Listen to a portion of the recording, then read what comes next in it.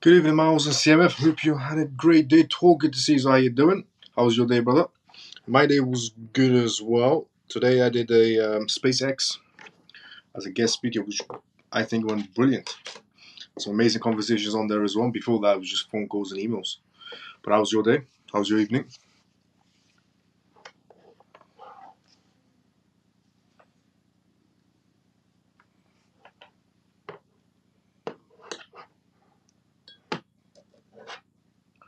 What's up, brother? Bill, good to see you. How you doing?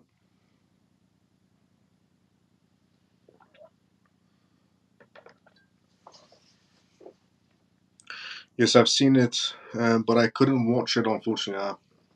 Free XRP, good to see you as well. Good evening. How you doing? Good evening, Professor Miles and CMF family. Good to see you as well, Frankie. How you doing? Good to see you as well, Frankie, brother.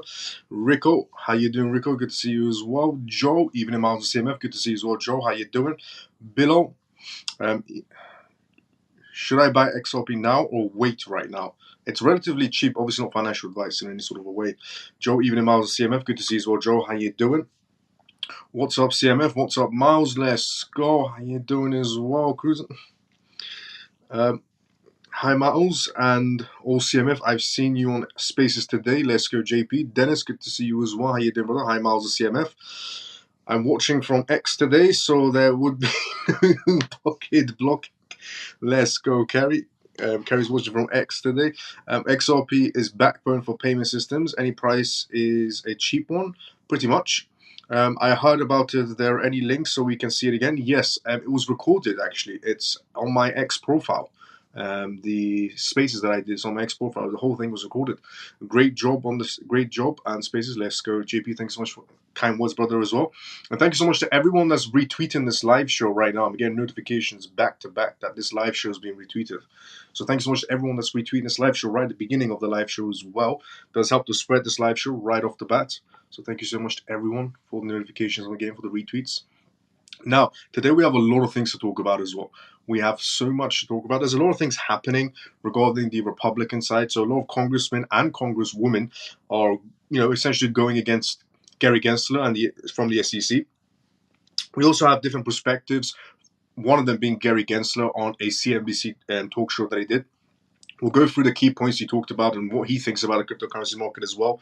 We got news from South Korea today to discuss as well, regardless of regulations. We got news from Grayscale and their spot Bitcoin ETFs.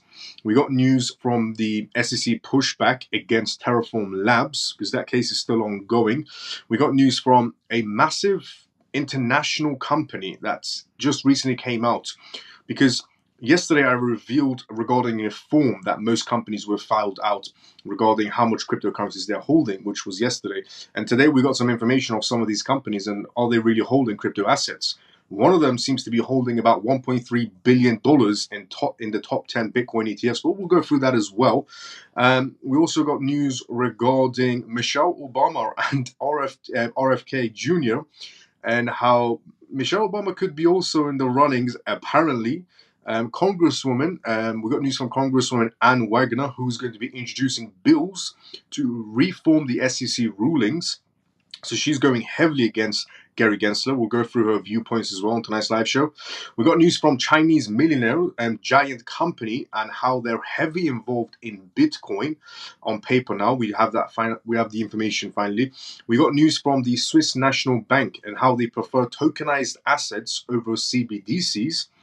We got news from Bitcoin mining institution Marathon Digital to go through as well today, and how they're doing incredibly well. And Marathon Digital might be one of these, stock options that you might want to keep your eye on regarding the crypto sector as well. Also, we got news from the largest bank in Colombia, who is now fully involved in the crypto section and offering a stable coin to go through as well from Latin America. We got news from Revolut Bank as well. Revolut Bank has just introduced the first ever Revolut exchange. Now we do know that Revolut Bank offers crypto services, but however, now they have something called Revolut X, which is a completely new crypto exchange Revolut has designed, and they do have the licensings to be able to offer these types of services as well. We got news from, as I said, the Gary Gensler perspective on the talk show he went on today. We got news from QCP, Capital Wins, regarding Abu Dhabi and their recent licensings inside the crypto space. We got news from Standard Chartered Bank and how they think the political campaigns will move forward and how that will impact the crypto space.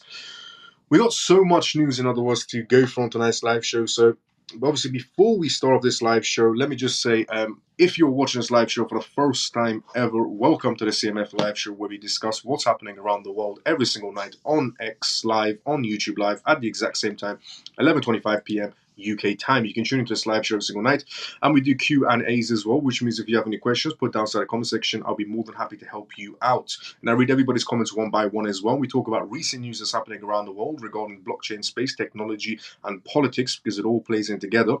And the disclaimer of this live show is not financial advice, not political advice, and whatever I say is only for entertainment purposes. So if you're tuning in for the first time ever, welcome to the CMF live show. If you're regular, let's go CMF. Now, before we read out any of the news, let's go inside the comment section. Here we go. Camel, good to see you as well, brother. How you doing? And thanks so much for retweeting the live show as well. I got a notification for that. Yeah, but when will it move? Maybe XRP will drop so I can buy more. Possibility of it dropping a little bit more, but it's still relatively cheap for what it's going to become. Maybe dollar cost average into it. So in case it does go lower, you can still go for it. Why some people save 1 cent of XRP like cheap steak? Well, it could go lower. You never know. Amazing live today on Spaces. Thank you so much, Campbell, for the kind words, brother. Yes, I watched it today. It was very well done, and I think we all need to do something as a group. Let's go. The Republicans want him out, and they're going to get them out before he knows. Good evening, Miles and CMF. Manny, good to see you. How you doing? She was always in the running. Evening, Miles and CMF. Jason, good to see you. How you doing? It was such a joke with him. He's so full of BS. Evening, Miles and CMF. Pierce, good to see you. How you doing? Addy, good evening, Miles. Good to see you. Addy, how you doing? Perfect timing, because we're just about to go through the first part, the first news of this live show. So, the first news to go through on tonight's live show is this. There's actually a lot of congressmen and congresswomen going against Gary Gensler, believe it or not. It's not just members. So just a list, before I read this, just a list of people who hate Gary Gensler are people that are within the SEC, have voluntarily came out and said, they don't like his ideologies. Congressmen, a lot of them don't like his ideologies. Congresswomen don't like his ideologies. CFTC chairman Rostam Benham doesn't like his ideology either. And a lot of judges go against him as well. Basically, Gary Gensler has no friends and nobody really likes him inside of his own field. Now, adding on top of that is this. Republican congressman challenges SEC's approach to market oversight. Republican Congressman Tom Emmer, who also serves as a majority whip in the House of Republicans, has been lashing out at the Securities and Exchange Commission Chairman Gary Gensler for implementing the Staff Accounting SAB 121. Tom Emmer stands against regulatory overreach by the SEC. Tom Emmer laminates that Gensler was not pursuing the SEC's mission of protecting investors and ensuring reasonable efficiencies in the capital markets. He said that he feels the new rules, especially on crypto assets, are likely to essentially give too much regulatory control over innovations and market efficiencies. Tom Emmer's criticism is from the SAB 121, a regulatory action that places limits on banks in terms of how transparent they can be about their investments in cryptocurrencies. These restrictions, Tom Emmer believes, could eventually damage the market efficiencies. He sees the mission of the SEC is supposed to make markets fair, ordinarily, and most importantly, efficient. Tom Emmer leads Republican concerns. His concerns are specific to instances of a wider concern inside the Republican Party that our bordering regulations will come with the baggaging of damage to capital markets. Tom Emmer accused Gary Gensler of overstepping his bounds to regulate cryptocurrencies in a way for which the SEC does not have the statutory authority to do so. Tom Emmer said, and a line must be drawn between what is guidance for regulatory clarity and what represents an intent of Congress, something he feels the SEC is broadly interpreting. Tom Emmer is on the front line of a clash over what proper regulation requires to encourage innovation on one side and ensure market safety on the other. While some proponents call for firm oversight that will protect investors, and keep markets safe, opponents like Tom Hemmer caution against creeping regulatory overreach that will stifle entrepreneurialism activity and hold technological progress back. So that's the first news we just went through on tonight's live show, which is basically Tom Hemmer. Tom Hemmer has always been against Gary Gensler. He's made, quite bold speeches of how incompetent Gary Gensler is, and this is what essentially his recent speech was against Gary Gensler and how incompetent he still is. He said that he's overreaching, according to the new law that he's trying to introduce or is trying to implement, which is the SAB 121, where banks get to hide some of their transactions when it comes to crypto services, and he thinks full transparency is better than hiding transactions, and that could in the long run damage the market space.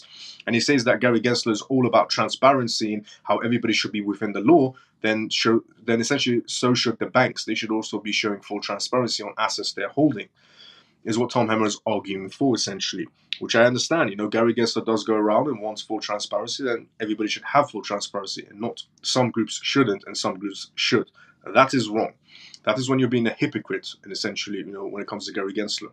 So I agree with Tom Hemmer. There should be full transparency. If he wants full transparency, then everybody should be on the full transparency. But obviously, we don't live in la land, and the banks play by different rules. Now, the next news we want to be going through on tonight's live show is this one. South Korea recesses crypto regulations. Now, South Korea is going through some political campaign situations with some democratic parties and so on. And everybody's voting for the crypto, essentially, politicians. And I'll explain how that's relative to other jurisdictions around the world as well. So the next news we're going to go through is regarding South Korea and how they're going to be changing their regulations inside the crypto space. Now, before we do that, let me go inside the comment section. So, by the way, if you have any questions, put it down inside the comment section. I'll be more than happy to answer any questions you may have. When you think is XRP reached $5? Well, this case needs to be over, and then the adoption will grow. And I can't figure out all the CMF. Let's go. I watched it all today. 22. Let's go, JP. Good evening, Miles and CMF. Free and forever. Good to see you. How you doing? How you been? Every single person in the government, there's 22 people that I know of, doesn't like. Morning, Miles and CMF. Shelly, good to see you as well. How you doing? Morning. Good morning, all. Let's go, Rico. So, this is the next news. South Korea. South Korea recesses crypto regulations. In light of a recent national elections in South Korea, the victorious Democratic Party is pushing to reassess the regulatory frameworks around cryptocurrencies, specifically the status of spot Bitcoin ETFs. The party narrows the win illustrations the growing influence of crypto investors in the political sphere. With a victory margin of only 1.2%, the significance of catering to interests of the cryptocurrency community is more pronounced than ever. Political strategies and crypto influence. The Democratic Party, which has recently gained a majority of legislative bodies with 175 seats out of 300, recognizes the potential of a moderate crypto regulations to sway voters. Given the massive scale of cryptocurrency trading volumes in South Korea, politicians are keen on adapting policies that appeal to this segment. Notably, daily trading volumes on Turkey's local crypto exchanges now rival those on traditional stock markets, highlighting the global magnitude of crypto tradings. That in itself is absolutely amazing. Honestly, absolutely amazing, that in itself. I mean, just to go that one more time, South Korean politicians are keen on adapting policies that appeal to this segment of cryptocurrencies. Notably, daily trading volumes on Turkey's local crypto exchanges now rivals those of traditional stock markets, highlighting the global magnitude of crypto trading. Legislative considerations and market impact. An official from the Democratic Party's policy committee revealed plans to formally request a regulatory reassessment. This followed 18th by the Financial Services Commission, FSC, which suggests that listing foreign spot Bitcoin ETFs might violate domestic laws. The potential for legislative revisions is on the table if initial response from regulatory bodies is deemed essentially insufficient. Key implications for crypto investors. A favorable ruling could unlock new investment opportunities in spot Bitcoin ETFs. This is why this is important. So what's happening in South Korea regarding their politicians going for a revamp and who's going to be voted next? We could potentially be seeing a lot of ETFs coming out of South Korea, because of what's going on right now regarding the political space. Revised regulations may lead to increased capital inflows and market growth. That is, again, good for the crypto space.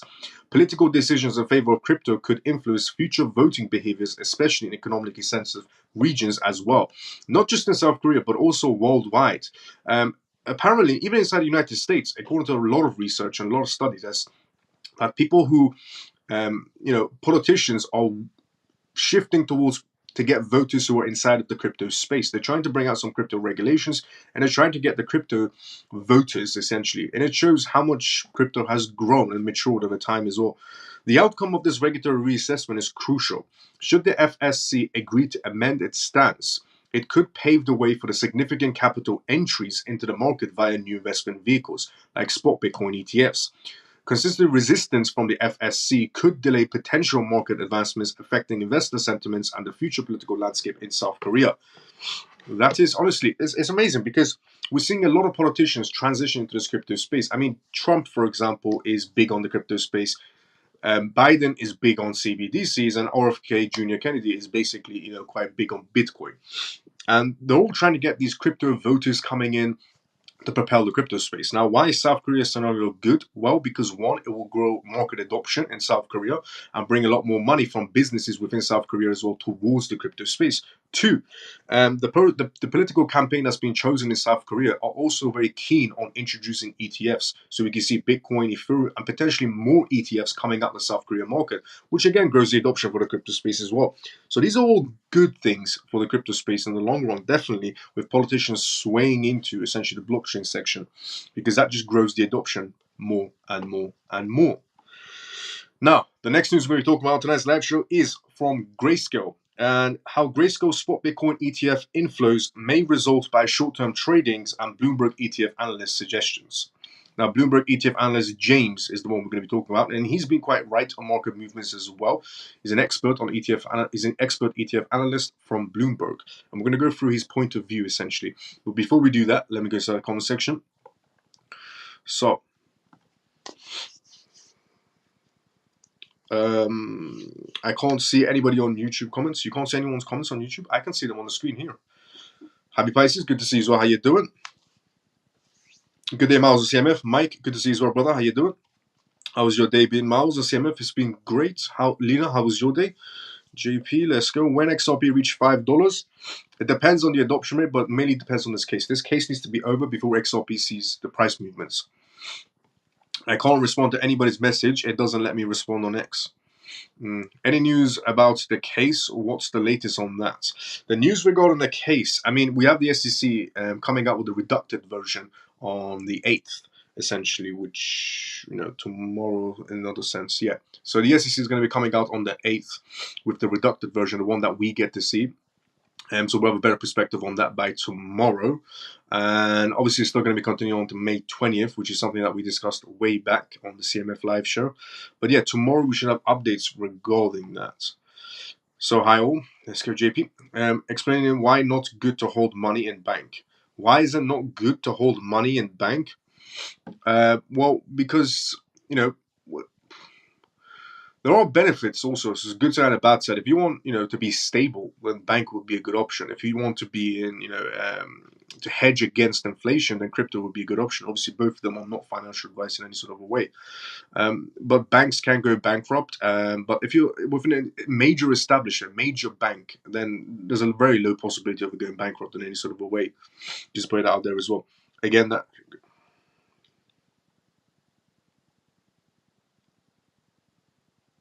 Mouse, they don't have an option. It's coming. That's it. They can't hide it anymore. Yeah, basically. Is the case over soon or is it lies? It's not over yet. I guess end of May settlement. Your thoughts? I mean, settlement is always on the table, but is it guaranteed to happen? We don't know, but it's always on the table. I mean, the SEC and the SEC and Ripple could come, to some sort of an agreement. It's always an option out there, definitely. Possibility. George, good to see you. How you doing? Get your money out of the bank is what JP said. But also, any money that you have in your bank accounts will be turned to CBDCs as well. Just a heads up. So, what is going to happen on May 20th? Ripple versus SEC case. So what is going to be happening on May 20th, Ripple versus SEC case? Well, it's going to be the final documentations, and then after that, we're going to get some sort of response from the judge. The bank in the US are closing their doors like tomorrow. Let's go JPM. So that means that XRP stay low another 6 months? Well, we don't know. Even Miles and CMF, hope all are well. Semper, good to see you as well. How you doing? Now, the next news to go through on tonight's live show is this. I don't think the SEC wants to come to an agreement. I believe they want a final judgment in their favor. Yeah, it's one of the outcomes, definitely. But, if the SEC gets what they want from Ripple, they can also come to an agreement as well. It's just about the SEC wants just something. The SEC just wants something in their favor. And so far, nothing has worked in the favor of Gary Gensler at all. Not a single thing has worked in the favor of Gary Gensler so far. And he just wants something in his favor. But yeah, I agree. When is the start of the bull run? Well, we're slightly into a very slow moving one. Do you think more than a final judgment or a settlement? Both are on the table. Never consider one outcome. Always consider multiple outcomes so you don't get surprised. I think all of the CMF wants to know what you think about what month. This year is what I said in general. Just what you think. I'm new here. What is this case? Sander, how you doing? Sander, the conversation that's happening inside the comment section is regarding the SEC versus Ripple scenario and how we're towards the end of this case, essentially. Roughly towards the end of this case.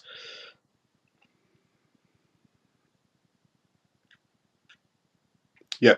So, Mouse, just remind everyone they can use the @ button and then the person's name to talk to the people individually rather than directing in the group as they can't tag people on X now, I believe. Yeah. Yes, by the way, if you want to talk to people inside the comment section, just put the @ sign and their name. It doesn't matter if you're on YouTube or X. They don't get a pin, but they'll know that you're talking to them. So if you want to talk to someone inside the comment section as well, just put an @ sign and their name on YouTube or X. Hello, Miles and CMF. Or good to see you as well. How you doing? Shelly, thank you for that as well. And what I think is what I said since day one. This year, this case will end. Ripple versus SEC will end this year. There's nothing else to go on. It's just a fine. What are they going to be paying? Essentially, is what it is.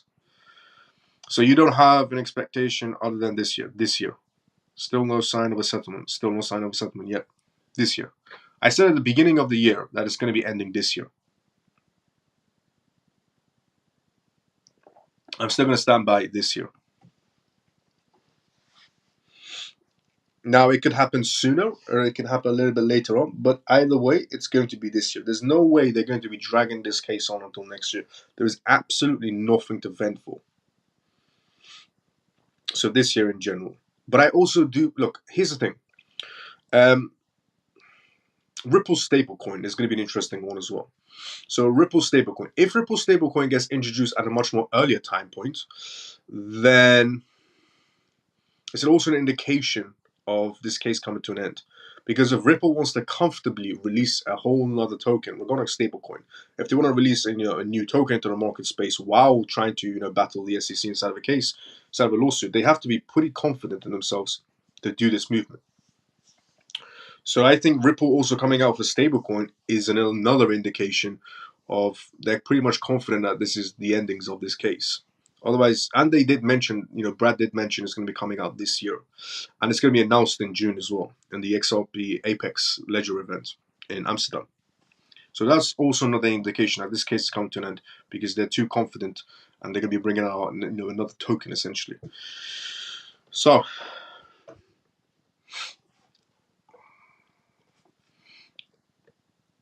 he said that last year, this is the year it will be settled. That's true as well. JP remembers. In 2023, I said in 2024, this case will come to an end. JP remembers as well. I said in 2024, this case will come to an end. August or September, case will be over, is what Oliphant's saying. So my understanding of this, the sooner it's over, the higher the price point by the end of the year. Pretty much, because more time for adoption. Pretty much, yep. On the money, yes.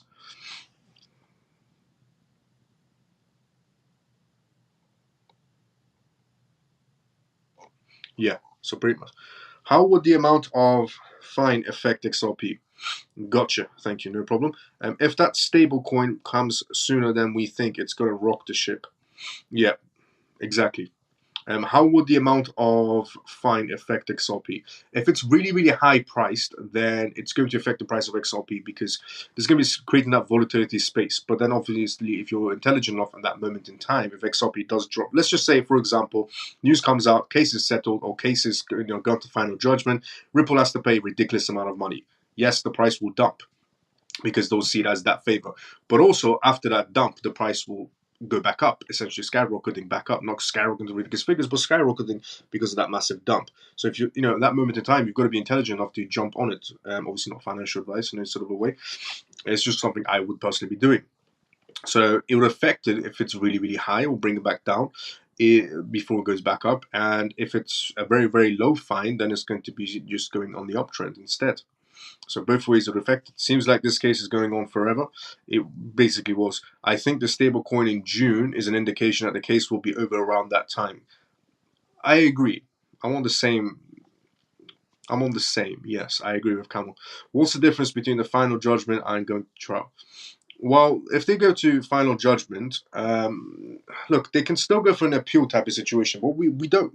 A settlement will be a better option, but that does depend on Ripple's scenario.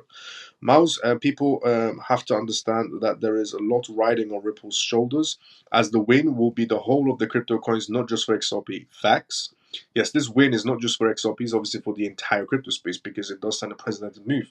It essentially will send ripple effects throughout the whole crypto space when this case is done.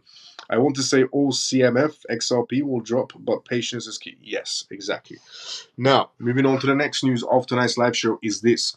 Grayscale spot Bitcoin ETF inflows may result of short-term trading, Bloomberg ETF analyst says.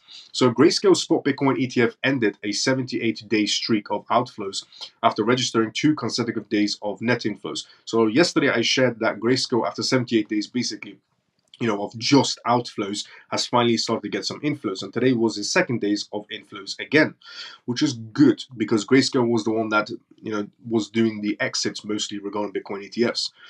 And I've explained the scenario of why they were doing that as well. Bloomberg ETF analyst James M. Seifert told the block, while he's not absolutely sure what might have caused the swing, there could be a few different explanations as well. It could be a short-term tactical trade or pairs trade or sorts, where the fees is far less relevant other than short time frames, he said. Grayscale launched its ETF, a conversion of its flagship GBTC fund, as a spot Bitcoin exchange traded fund in January. At the time of the launch, the fund had nearly $30 billion in assets under management, but then shed billions of dollars of outflows. The firm's product essentially charges a higher fee than competing funds issued by firms like BlackRock and Fidelity. If the market makers are using GBTC as a part of its making markets, it could cause the inflows, Stifel said. It could also be someone from a platform where GBTC is the only approved vehicle to get a spot Bitcoin ETF access. While Grayscale notching a couple of days of inflows, it doesn't matter in the grand scheme, according to ETF analyst James. Overall, the amount of capital flowing into the into the US-based spot Bitcoin ETFs appears to have recently tampered off a slightly aimed at a more tepid market, Bitcoin market. Okay, we are having inflows again. So there was a time period where the inflows stopped regarding the BTC ETFs, but slowly we're getting inflows again into the BTC ETF space. And interesting enough, one of those entities that's getting inflows is Grayscale. And why it's interesting is because Grayscale had 0 inflows for 78 days pretty much. And now they've had their second day of inflows, and so have a few other ETFs as well. So we're getting, the ball rolling again regarding ETFs. It means institutions are getting involved. And I'll explain how much money is actually being funneled through institutions regarding their ETFs. Because a lot of people talk about the retail section, being involved in the Bitcoin ETFs for BlackRock and so on. A lot of people talk about how, they're the main ones inside of it. So, retail section of Wall Street people going inside of it. But it's actually quite a lot of massive corporations who are also buying BlackRock's Bitcoin ETFs and a few other ones as well. And we'll go through that as well. And interesting enough, they're Chinese companies. But we'll go through that. So the next news we're going to talk about on tonight's live show is this. SEC pushes back against Terraform Labs' claims of fraud happened outside the United States. Terraform Labs is claiming that all the fraud that happened actually happened outside of the United States. So therefore, Terraform Labs, though coin in other words, is not relevant to the United States market. However, the SEC thinks different, and we'll go through that now. And this could have some relevance to other cases as well. Yeah. So before we do that, let's go inside the comment section. Here we go. That's why it's taking so long to come to a conclusion for this case. Yep. Even with a smaller settlement, SEC will make it look like a big win. Yep. Miles, when stablecoins launches, but Ripple's still in the case, will it pump the price or all because of the case? Not. It will pump it slightly. Yes, definitely. It was fantastic. I'm so surprised they actually comment and said it. Yep. Committed and said it. Yep. Facts. I was very surprised. They came out and said, "Yep, 22 billion. I think it's 22 trillion." Yeah. Now, the next news on tonight's live show is this: SEC pushes back against Terraform Labs and claims the fraud happened outside of essentially the United States. Lawyers from the United States Securities and Exchange Commission (SEC) have filed their response to a memo from Terraform Labs and a proposed remedies for the judgment following the verdict in the case, in a civil case. In a May 6 filing, the U.S. District Court for Southern District of New York, the SEC pushed back against Terraform Labs' arguments for less detriment in judgments in the civil case, for which a jury found the firm liable. According to the SEC lawyers, Terraform Labs and co-founder Do Kwon never presented the argument in a court that the commission was enforcing the external application of federal laws for the offer and sale of tokens outside the United States. Defendants' arguments lack merit, as they rely on misapplication of the law and misstatements of relevant facts, said the SEC filings. Even if the court accepted the legal basis of Terraform Labs' arguments, the SEC cited several examples of activities inside the United States that could be used to enforce security laws. The argument admitted that the secret role that the United States company Jump played in restoring Terra USDT UST to list this dollar peg. Terraform Labs' former communication head was based in California, where he posted a series of false and misleading tweets at Do Kwon's directions and misleading tweets of UST's recovery of its essentially $1 peg into its algorithm. Do Kwon tweeted that UST in person at a New York conference in September 2021 and spoke to media outlets about the audience in the country as well. The SEC planned to seek $3.6 billion from Terraform Labs and Do Kwon at $1.7 billion ill-gotten gains from defendants, net sales of UST. In its filings for a proposed judgment of Terraform Labs suggested $1 million in civil penalties and no extra fees. It's interesting to see Terraform Labs, trying to haggle the SEC. I understand, Ripple haggling the SEC because the SEC is always just full of BS. They have no evidence and just go around and say our word counts.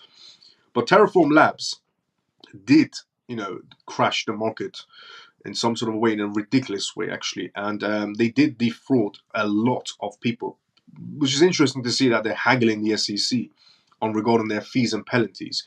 The SEC is asking roughly about $5 billion regarding Terraform Labs and trying to extradite Do Kwon to the United States. And Do Kwon and Terraform Labs is saying, nope, we'll only pay $1 million.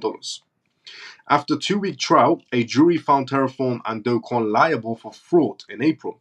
All parties in the civil lawsuit are scheduled to return to the court on May 22nd for Judge Jed Ratkov to consider proposed remedies. Do Kwon could not attend the trial in person due to legal entanglements in Montenegro. In 2023, the Terraform co-founder was arrested and sentenced into 4 months in prison for using a falsified travel documents. He remains in the country as the courts consider extradition requests from the United States and South Korea. So there's 2 places they could essentially be sending him. But the reason why the Do Kwon case is quite interesting as well is because this case needs to come to an end. The Do Kwon case also needs to come to an end so the crypto space can move forward regarding regulations as well. Some of these cases need to come to an end for the crypto space to start moving forward. And this is one of the big ones as well. You might not see it as a big one, but the Do Kwon case needs to go away ASAP. And the faster they can process Do Kwon and the faster they can extradite him and send him to prison, the quicker things can move forward. Because he does play quite a big role as well. Do Kwon, and another reason why Do Kwon, the United States wants Do Kwon is because Do Kwon was very close to 2 people, Justin Sun and the founder of essentially Tether, which are two people the United States really want to have a conversation with. And they can do that through Do Kwon. That's why Do Kwon is very important to them. Even though Tether claims they have no relevance to Do Kwon, but they do. Will Zaman. Now, before I read the next news, and the next news is quite a big one. So, breaking news: Subquina International holds $1.3 billion in 10 Bitcoin ETFs and $1 billion essentially in GBTC.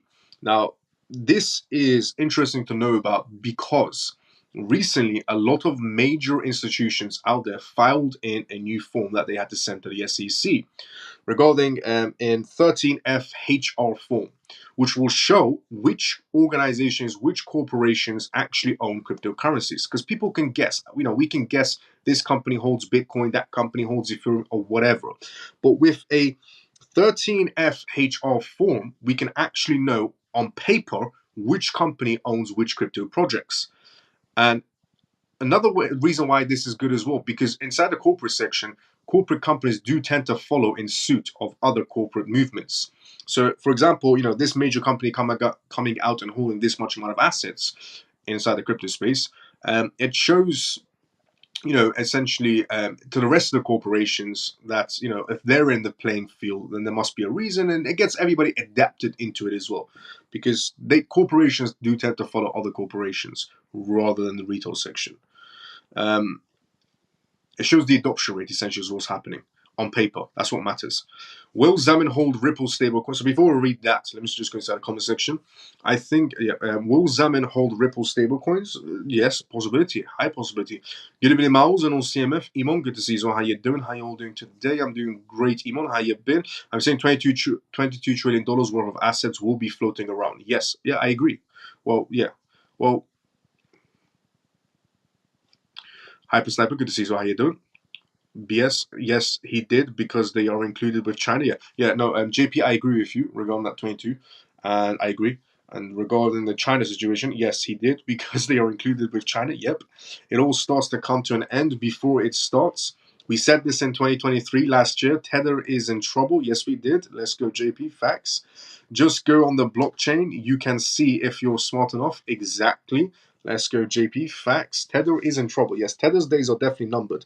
And the moment the United States gets Do Kwon extradited to the United States, believe me, they are going to be pressuring Do Kwon and they're going to be squeezing information out of him regarding Justin Sun and Tether. Because Do Kwon was very, very close with Tether, which is USDT. And USDT has not been full transparent. And a lot of money has moved through USDT. So it's going to be quite interesting regarding that one. Now, the major news I'm going to give you as well, which is this one.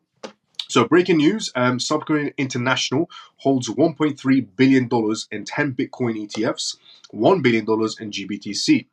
So, SQ International Group, a $481 billion assets under management AUM investment company, was just revealed holding in 10 Bitcoin exchange traded funds, ETFs, inside the United States.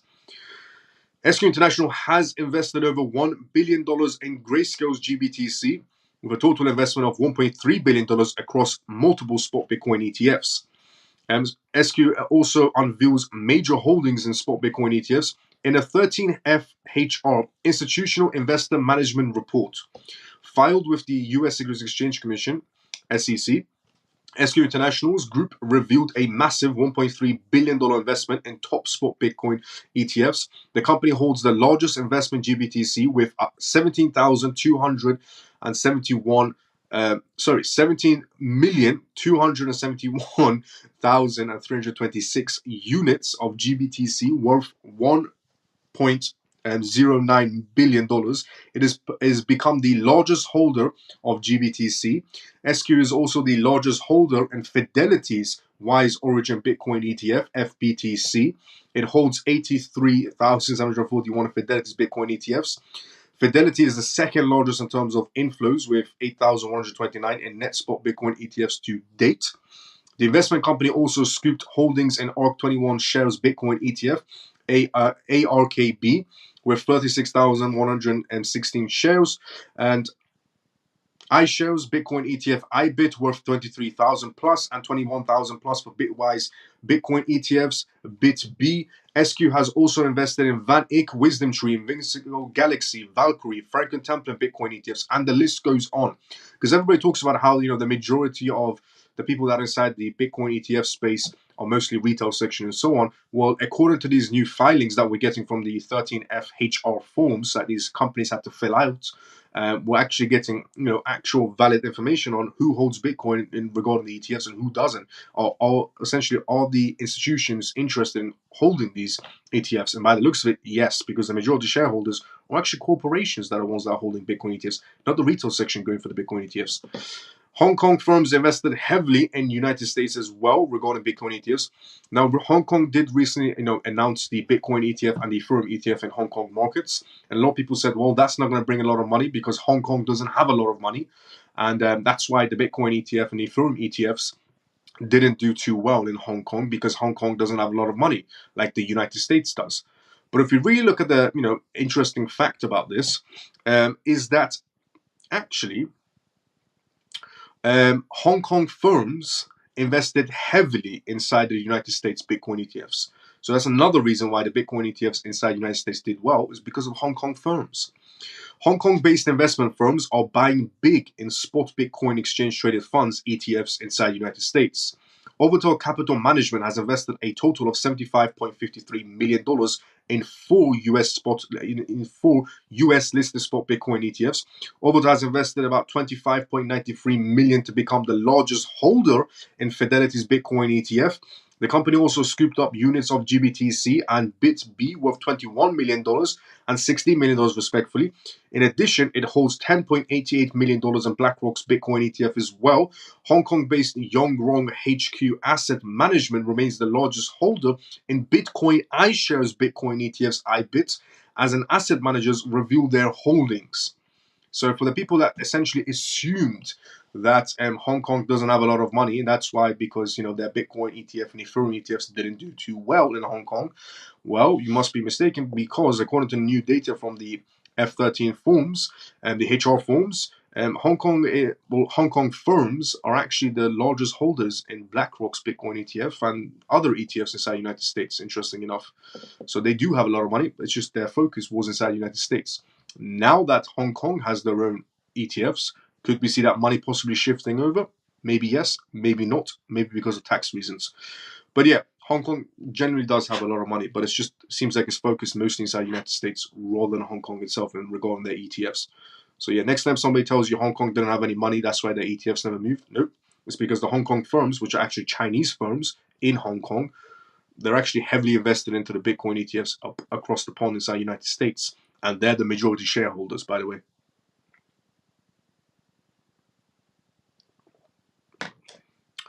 Now, the next news I'm going to be reading on tonight's live show is an interesting one if you're from the United States.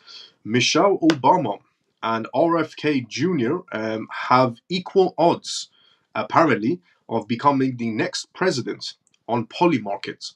Now, if you're wondering what is Polymarket, it's basically a platform where crypto traders or crypto people can go and invest. And by invest, I mean bet on what events will happen. And apparently, a lot of people are actually betting on. Sorry about this, put my iPhone in charge. A lot of people are actually betting on Michelle Obama becoming president of the United States. A lot of people from the crypto section are actually betting on Michelle Obama of becoming president in the United States. But that's the next news we're going to be reading out tonight's live show. But before I read that, let me go inside the comment section. So here we go. Just gone. Yep, they are gone. I said you last year. I said they're in big trouble. Yes, you did. Let's go, JP. Facts. Zach, hope you're well, Miles. I'm doing great, Zach. Good to see you. How you doing? The Fed owns more Bitcoin than anybody. That's also true. Yes, according to new data that came out as well. Sorry for my French. No, JP. Hello, Miles and CMF. Peg, good to see you as well. How you doing, Peg? How you been? And who's included in the Feds? They're all together. Exactly. Thank you. Yep. When you when you, this last year, when she was going to sneak in, it's not going to happen. Big Mike, good to see you. JR Pro, good to see you as well. How you doing, Big Mike? Now, how you been? Yeah, it's true, regarding Michelle Obama. So, if you're from the United States, obviously you have the political campaigns coming up. I'm not from the United States, so, I'm just going to give you the information, essentially. Michelle Obama and RFK Jr. Have equal odds of becoming the next president on poly markets. Crypto traders think former First Lady Michelle Obama, who is not in the running, nor likely to announce a late bid to return to the White House, has just as a good shot at winning the 2024 US presidential election as declared candidate and crypto prominent Robert F. Kennedy Jr. So far, traders have bet, just to put a perspective of what people actually think regarding, how confident they are of Michelle Obama becoming the next president.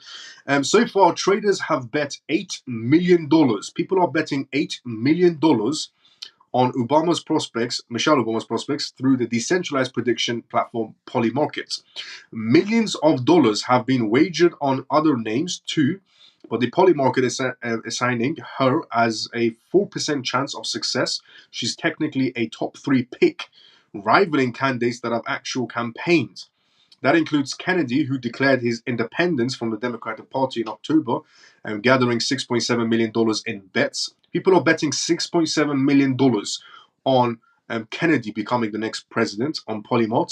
The nephew of the former President Kennedy has cozied up to the crypto space constantly, floating ideas from backing the US dollar with Bitcoin to putting the entire US budget on the blockchain to spur government accountability. Traditional political polling tracked by Hill shows that Kennedy's chance of fading among regular voters as he attempts to challenge party candidates.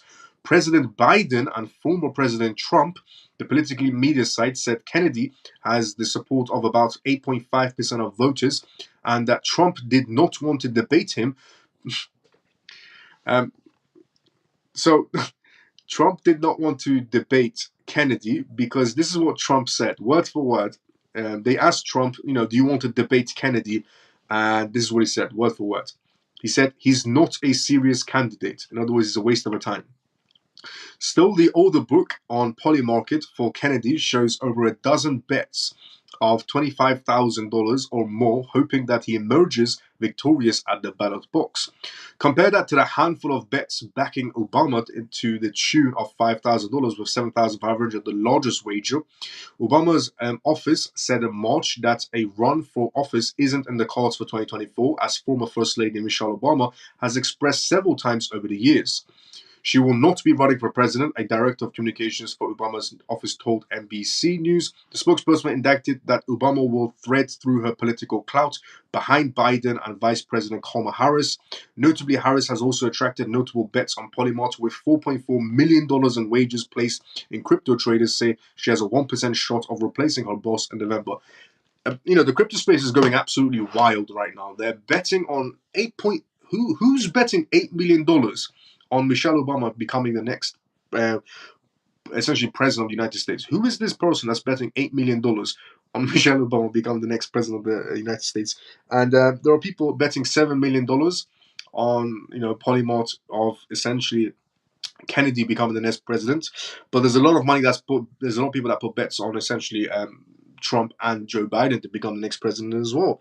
And about $4.4 million was put a bet also on Kamala Harris.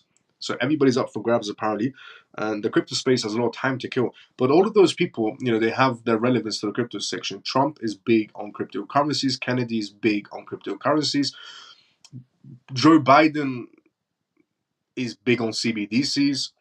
And we don't know where Michelle stands, and we don't know where the rest of them stands either. But let's see. Let's see who will be victorious regarding the United States, who's going to be chosen, because it definitely is going to impact the entire world.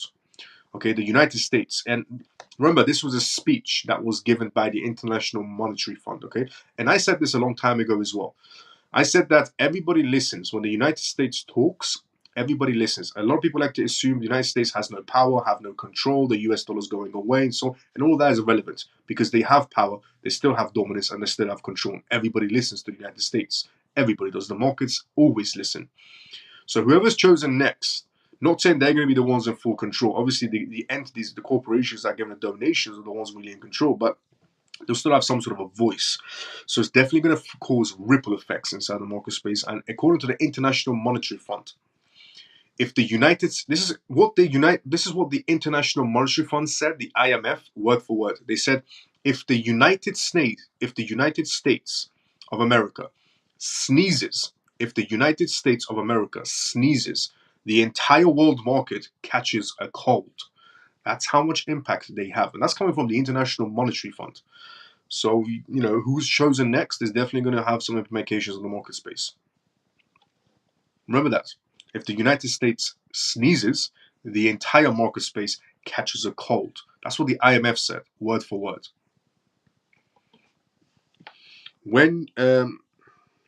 Now, the next news we're going to be reading on tonight's live show is Congresswoman Ann Wager introducing a bill to reform the SEC rulemaking. So this Congresswoman is definitely going after SEC and Gary Gensler, and we'll go through what she's trying to do. But before we do that, let's go inside the comment section just in case there's any questions. So, and who's including the feds? Oh, yep, thank you. Yep. When last year when she was going to sneak in, that's true. Big Mike. Oh, regarding Michelle, but and that's Michelle's near Big Mike. Trump is what JP's saying. Trump is what Wilbur is saying. If they don't do JF on him, yep. Mommy, woohoo, lol, is what JP's saying. It's the best country in the world. Let's go, JP. She's on tape with Oprah saying she's gonna run as a man. Because if you didn't think so, you wouldn't start a business in Texas, which is a fair point. That's true. So I have a blockchain startup company that's based in London, but I'm also going to be opening up an office in Texas as well. So that's true, yes. And I've always said, said America has the control. Everybody says they're going weak. I don't see it that way. America's definitely not going weak in any sort of a way. Now, Congresswoman Ann Wagner introduces bills to reform SEC rulemaking. Rep. Ann Wagner, chair of the Financial Services Subcommittee on the Capital Markets, has introduced 3 bills that will reform the Securities and Exchange Commission (SEC) rulemaking process and increase the Commission's accountability. Wagner pointed out that these bills would deal with some of the long-term issues concerning the practices of the SEC, making the processes transparent and effective. Addressing the SEC's rulemaking and accountability, Wagner proposed the SEC Regulatory Accountability Act. So this is what she's trying to introduce to make the SEC more transparent, because she's fed up with the SEC going on their own path when it comes to everything. So she's decided to create something called the SEC Regulatory the SEC Regulatory Accountability Act (HR 8239) to ensure that the SEC duly assesses the effects of its rules. Thus, the bill mandates the SEC to carry out an in-depth analysis of issues before introducing new rules that consider their costs, benefits, and possible alternatives. The SEC Transparency Act, HR 8241, requires the SEC chairman to provide semi-annual testimonies before the House Financial Services Committee and Senate Banking Committee, including at least once with the full commission.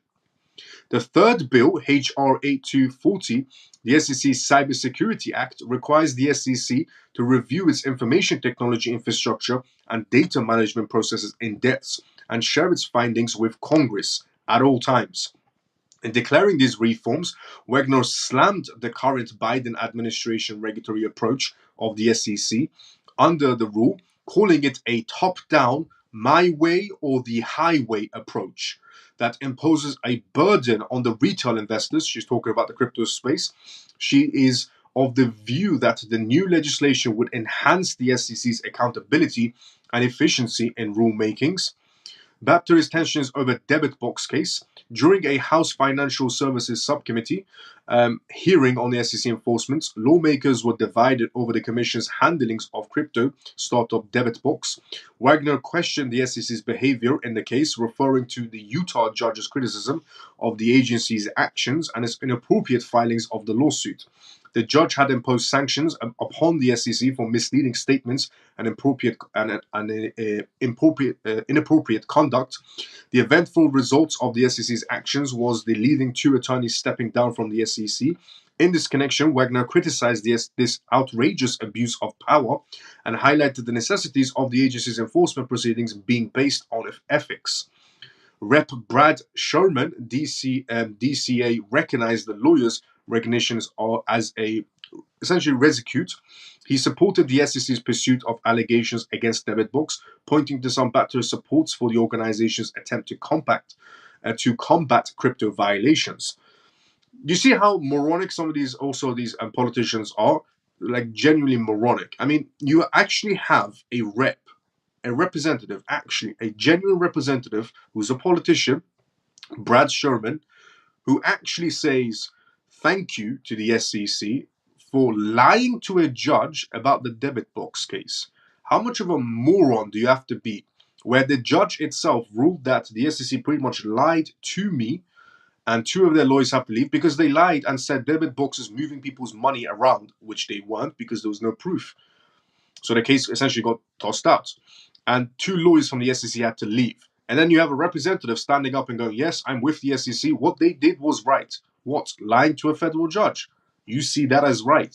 This person, Representative Brad Sherman, must be a genuine moron and must genuinely have the exact same brain cells as a goldfish. For you to stand up and say, yes, I agree with the SEC.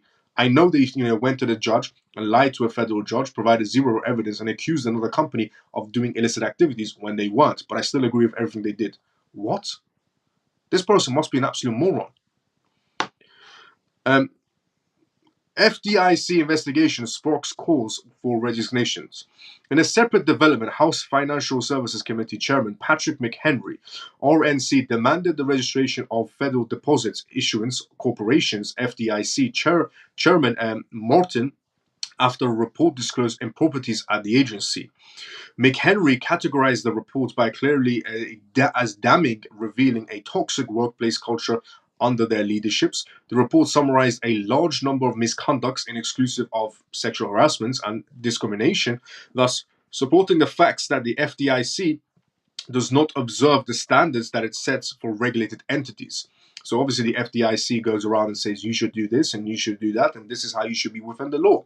On the other hand, the FDIC has major issues with racism, sexual abuse, and so many other things essentially involved in the FDIC. But they go around and tell everybody else to withhold the law and uphold the law. But they don't do that themselves.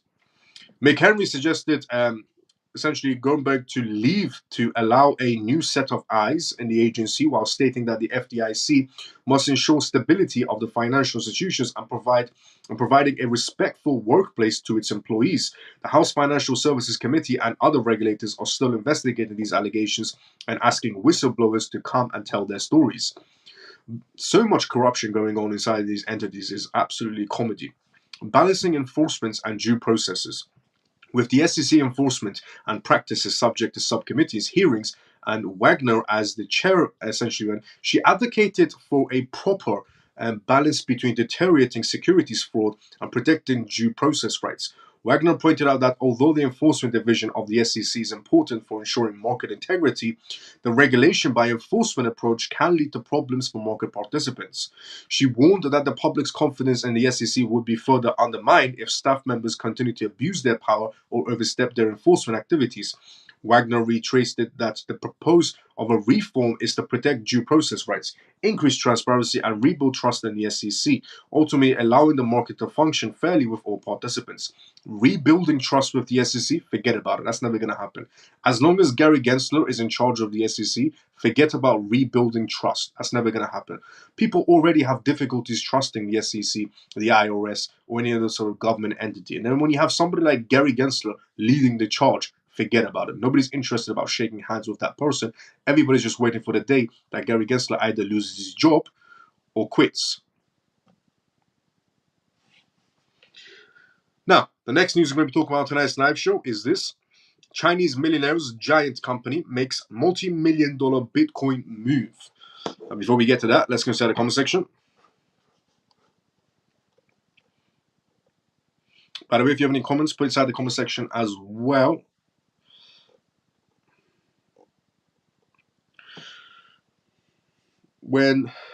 Because yeah, that's true. When the US sneezes, imagine when they there's a thunderstorm in the world. Is what Funky Brothers comment. I'm taking your words against. I'm talking your words against. Yep, lol. The fruitrationproduction.com/store. The store is up and live. If you want to support the documentary XRP Unleashed, we have shirts, sweatshirts, and backpacks that have XRP influences and filtration brandings on them. Get one if you can. Mia, good to see you. How you doing, Mia? How you been? Lol. She's included with them, and the reason she's doing this is to get re-elected, which makes sense regarding the politician. You know, she wants to get re-elected. Genuinely makes sense. That's what politicians do. Politicians always play the "we're the people" card when it comes to voting time. Mouse, since MEXC is banned inside the United Kingdom, where can I transfer my coins from MEXC to another exchange? I'm panicking now because I don't want to lose my assets. I can't sell them either because I already down 60%. Fly, what I did was moved all of my assets into either stored cold storage wallets or into Trust Wallet is what I typically do. With MEXC, I did the exact same thing as well. So with MEXC, I moved all my assets out of it to essentially cold storage wallets and Trust Wallet. But it's still staying around. I mean, they're going to be getting their licenses somewhere down the road, but that's what I did essentially. Miles, here is a serious question for your audience. What number plate shall I buy for my new car? So this is Funky Brothers' serious question. He said, Miles, here is a serious question for your audience. What number plate, private number plate, shall I buy for my new car? XRP or CMF?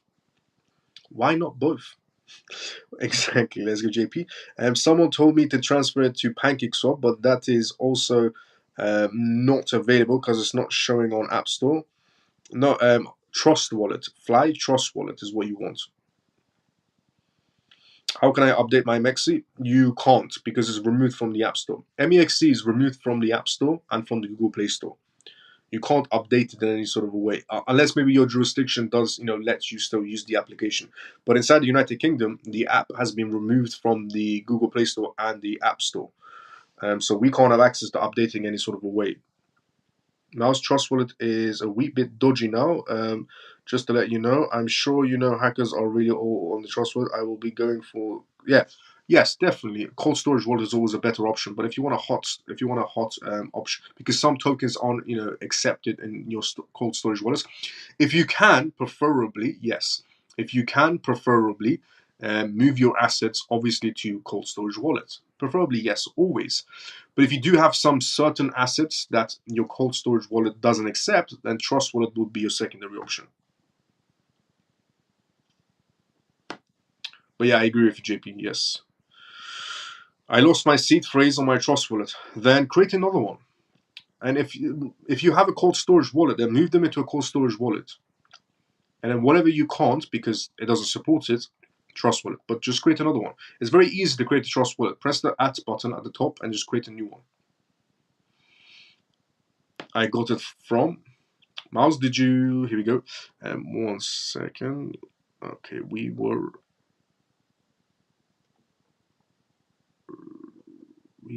sorry here. Yeah. Miles, would you recommend Zach XBT? No. Miles, do you ever get a chance to update your portfolio? Yes. I'll release it in tomorrow. The day after, I will definitely release my portfolio on Telegram. Definitely. I got it from. I make sure if you see something in your Trust Wallet that you didn't purchase, don't click on it. Yes, definitely not. If you received random projects inside of your Trust Wallet, don't touch it. Don't. And actually, on the topic, okay, but we'll leave that to the end of the live show. So at the end of it was way too early. So at the end of the live show, I will be telling you a story that could slightly terrify you on why cybersecurity is important and why you should keep your assets safe and how your entire life can turn upside down if you're not protected fully in the online space. But I'll tell you that at the end of the live show. I'll tell you that. We'll talk about that at the end of the live show. But the next news we're going to be going through is Chinese millionaire's giant company makes a multi-million-dollar Bitcoin move.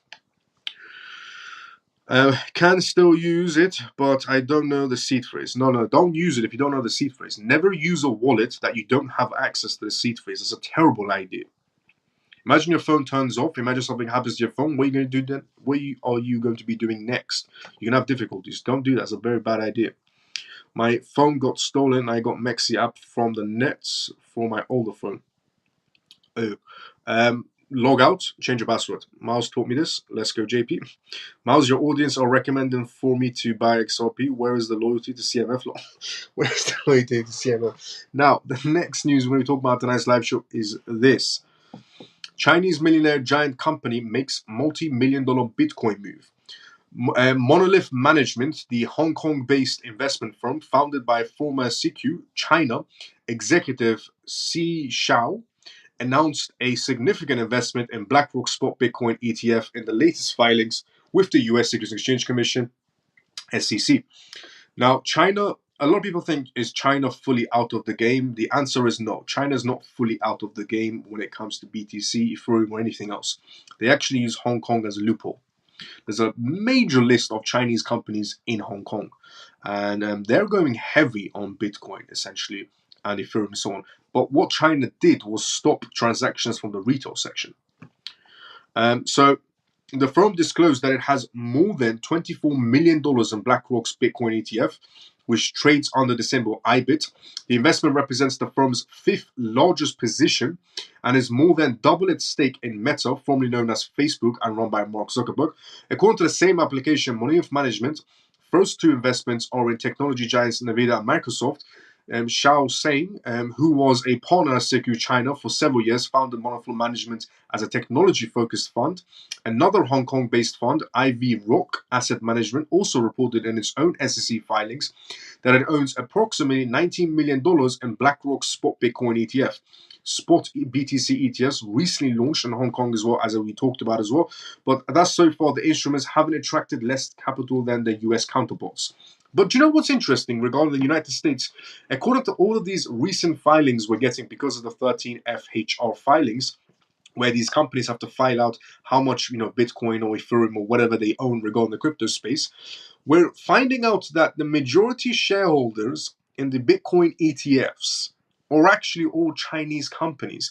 The majority shareholders of the Bitcoin ETFs inside of the United States market space are just Chinese companies. The majority shareholders. The majority shareholders are not, of the Bitcoin ETFs from the United States. They're not the American citizens or so on and so on. They're all Chinese companies that are based out of Hong Kong. They are the majority shareholders in the Bitcoin ETFs inside the United States market space. Just to put that in perspective.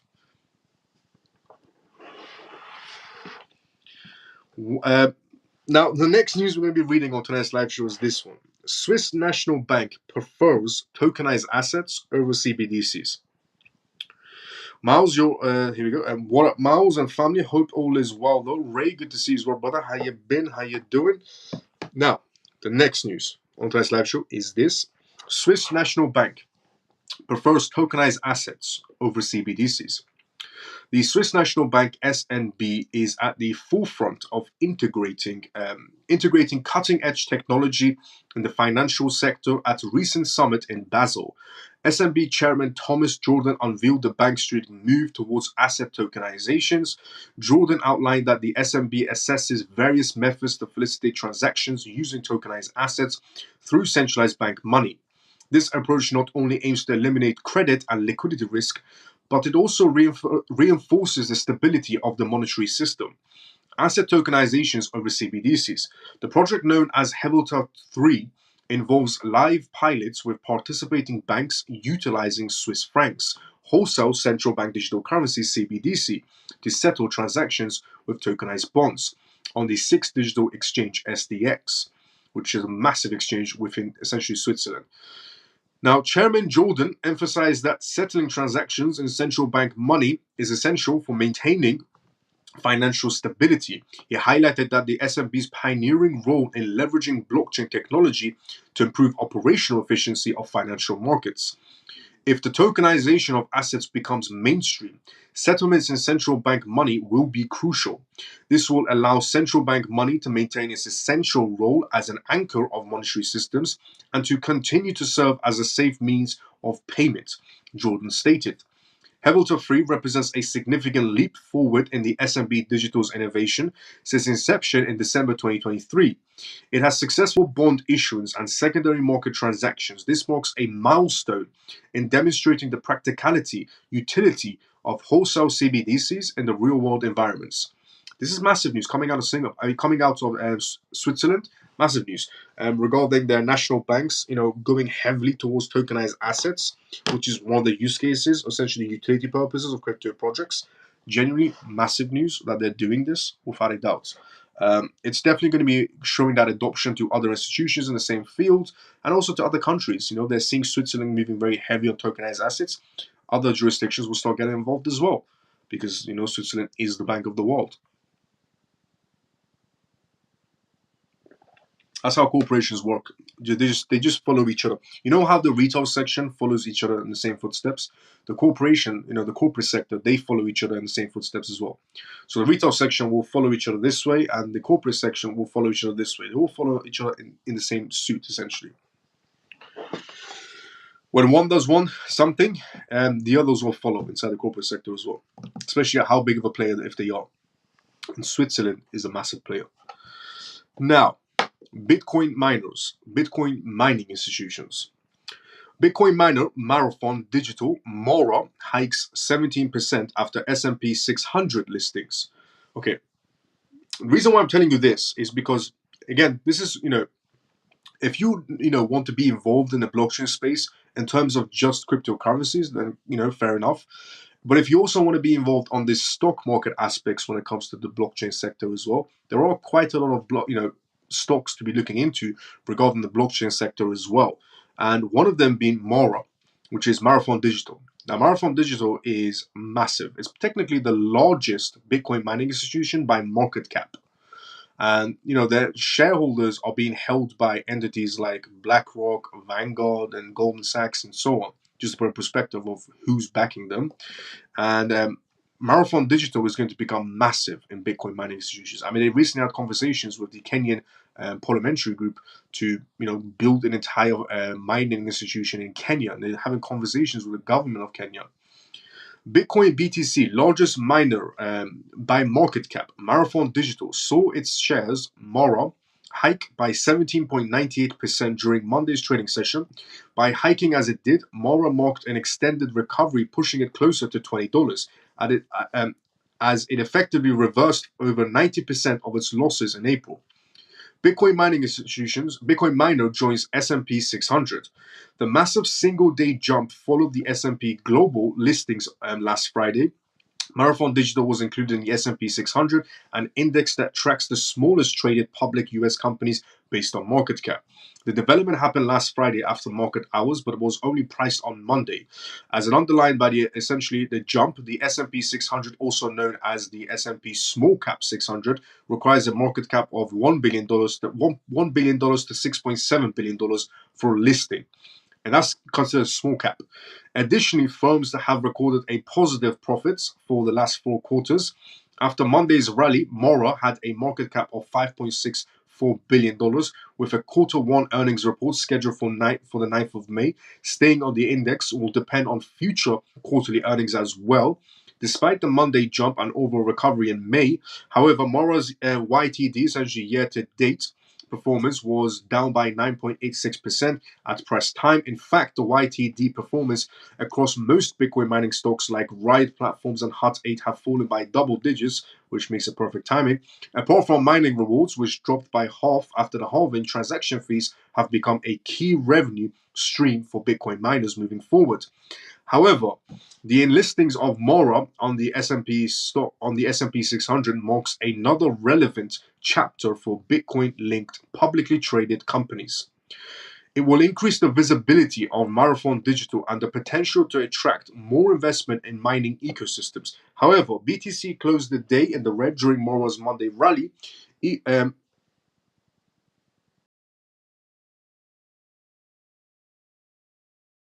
reacts to the Marathon Digital's quarterly earnings report on 9th of May, essentially moving forward. But honestly, if you are involved in the blockchain sector and you're mainly involved in crypto projects, there are also that section of the stock market where it does have a few gems inside of the blockchain space as well that have massive potential. Coinbase stock has massive potential moving forward over the years to come. Bitcoin mining institutions, like Marathon Digital, which is the largest by market cap, is backed by some sort of way regarding their shareholders by BlackRock, Vanguard, and Goldman Sachs. So they have potential as well in their runnings for a long-term process. So if you're seeing Bitcoin, standing around forever, if you're the type of person that sees Bitcoin it is going to be here in 5 years, 10 years, 20 years, 50 years, 100 years down the road, then Marathon Digital, imagine what Marathon Digital will become on their stock value options over time. If Bitcoin is going to be standing, and then the largest Bitcoin mining institution also is going to be standing as well. Just for perspective of their price this now, what they could become later, would be an interesting factor. Obviously, not financial advice in any sort of a way. Now, the next news we're going to be talking about tonight's live show is an interesting one as well. The largest bank in Colombia. New crypto exchange and stablecoin offerings. The largest bank in Colombia is about to be offering crypto services and a stablecoin, which is the next news we're going to be going through. But before we do that, let's go inside the comment section.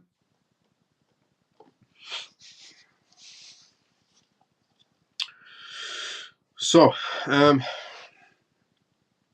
when do you think regulations will come inside the United States?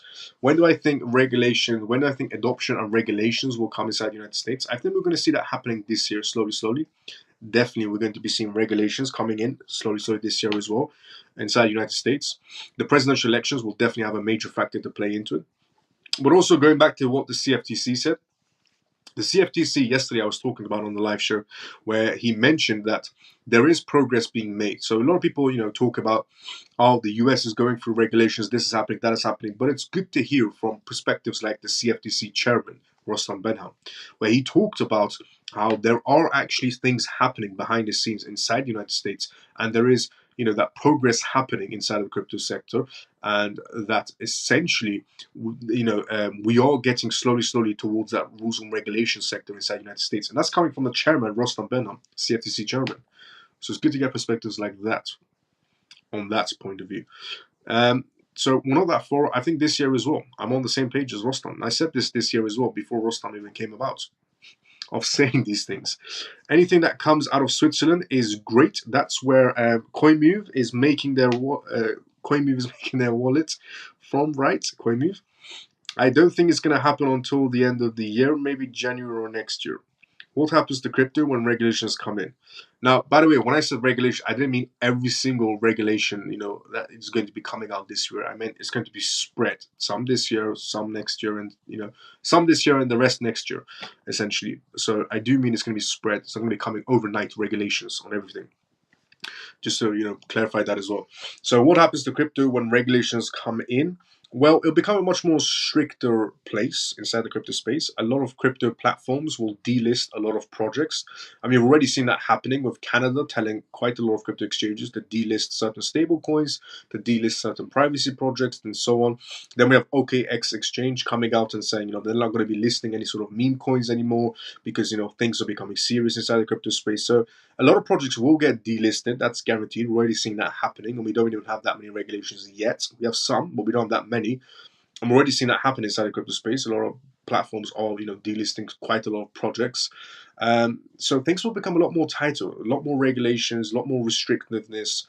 That's what's going to be happening. But with that, we get a lot more money inside the crypto space, and a lot more allocated money. So when the crypto space becomes a lot more restrictive, a little bit more restrictive, then a lot of projects will get delisted, but then money from the corporation sides will be allocated towards the correct projects, essentially, which is what we want. We want traditional finance to enter the digital space because they have all the money and it's coordinated money. The retail section has money, but it's not coordinated. The retail section will enter a crypto project for 6 months and exit. The corporations will enter a crypto project and stay within it for 5 years, 10 years, 20 years, 25 years, and so on. It'll add more money on top. And that's what we want. If you want to see those high price points, and if you're inside the legitimate part of the crypto space, then that's what you want. You want their money. The reason why all of you were sitting in profits when Bitcoin went to new heights was because of those ETFs, was because of the institutional adoptions coming inside the crypto space. Now, you gotta watch charge. You got to watch charge for your banks. The banks stopped accepting transactions to crypto inside the United States. Yes, a lot of banks will also be a lot of banks will also be stopping the transactions to crypto space as well. A lot of banks already do that still. I've been in there for 7 years, so what am I? A bank? For 7 years, so what am I? A bank? Now, this one. The largest bank in Colombia, new crypto exchange and stablecoin. In a groundbreaking move, Colombia, the largest bank in Colombia, has ventured into the realm of cryptocurrencies by launching its own crypto exchange, Winia, and introducing a peso-pegged stablecoin named COPW. This strategic foray into the crypto market comes after almost a decade of meticulous essential research and planning by the banking giants. Now, Wiener's ambitious goals. We know a formidable competitor to established platforms like Binance and Bitso aims to carve a significant presence in the Colombian crypto exchange industry, with a target on boarding 60,000 users within its incredible year. Wiener seeks to democratic essentially access to cryptocurrencies trading, catering to both novice and seasoned traders alike. Despite the optimism surrounding the launch of Wiener, Colombia remains vigilant regarding the inherent risk associated with digital asset tradings. The bank emphasizes that listed cryptocurrencies are not securities and lack government backings, highlighting that the volatility of potential price fluctuations inherent in the crypto markets. But it's nice to see that the bank also emphasized that they're not securities. Even Colombia has came out and said that they are not securities when it comes to these crypto assets, something that Gary Gensler is still having difficulties of understanding. Enhancing stability, introducing COPW stablecoin. In tandem with Wiener Crypto Exchange, Colombia has introduced the COPW stablecoin, pegged to Colombia's pesos. Designed to provide users with a secure and stable investment option, COPW is an onboarding solution for exchange users, bolstering confidence in the cryptocurrency ecosystem. Gian Carlos Moro, president of Colombia Group, asserts that the launch of Wiener has COPW reflects that the bank's long-standing dedication to fostering the adoption of cryptocurrencies and blockchain-based products in Colombia. This strategic move represents a pivotal moment in the evolution of Colombia's digital economy, positioning the country as a significant player in the global cryptocurrency landscape. Empowering investors. Colombia's commitment. With ambitious user acquisition and market targets, Wiener aims to catalyze essentially Colombia's transition towards a more exclusive and digitally driven financial ecosystem. By prioritizing user experience and regulatory compliance, Colombia seeks to instill confidence in cryptocurrency investments and empower individuals to participate actively in the burgeoning crypto markets. So that's coming out of Colombia right now. Honestly, amazing news for Colombia. The largest bank in Colombia is going to be offering crypto services. Not only that, they've also created their own stablecoin, and they're releasing it as a competitor to Binance and Bitso and so on that are operating in Latin America as well. And it's essentially coming from the largest bank in Colombia. It's great to see the adoption, but one of the biggest factors they pointed out also is that the Bank of Colombia said the cryptos that are listed on their Wiener, their exchange platform, are not securities. They said this. They are not securities. Maybe they should have said it louder so Gary Gensler can hear it.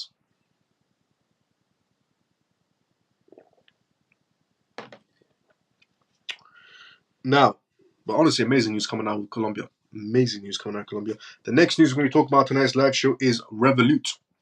Now, everybody's heard of Revolut Bank. Now they're offering a new service. Revolut did always offer crypto services, but this was an interesting one. Revolut, a fintech, co-introduces Revolut X. Okay, so Revolut is introducing their new crypto exchange. So we all know that through Revolut app, you can, essentially buy cryptocurrencies and send cryptocurrencies and so on. But now Revolut is going to be offering a crypto exchange, a full-on crypto exchange. They just launched it. We're getting great adoption coming inside the crypto space. A huge, Bank of Colombia, Swiss Bank, we talked about as well today, and Revolut Exchange. Revolut Exchange is good for extremely beginners inside the crypto space. It's very easy to use. Now, before I read that news out, let me go inside the comment section. So, here we go. I've been in there for 7 years. So, oops, JP, I didn't mean to send that to you directly. Yes, it's exciting news. Colombia's adoption of crypto. You're very lucky. I can't respond directly to you. I'll take. No, exactly. Yeah. Run away from it. How on earth did you find that out, Miles?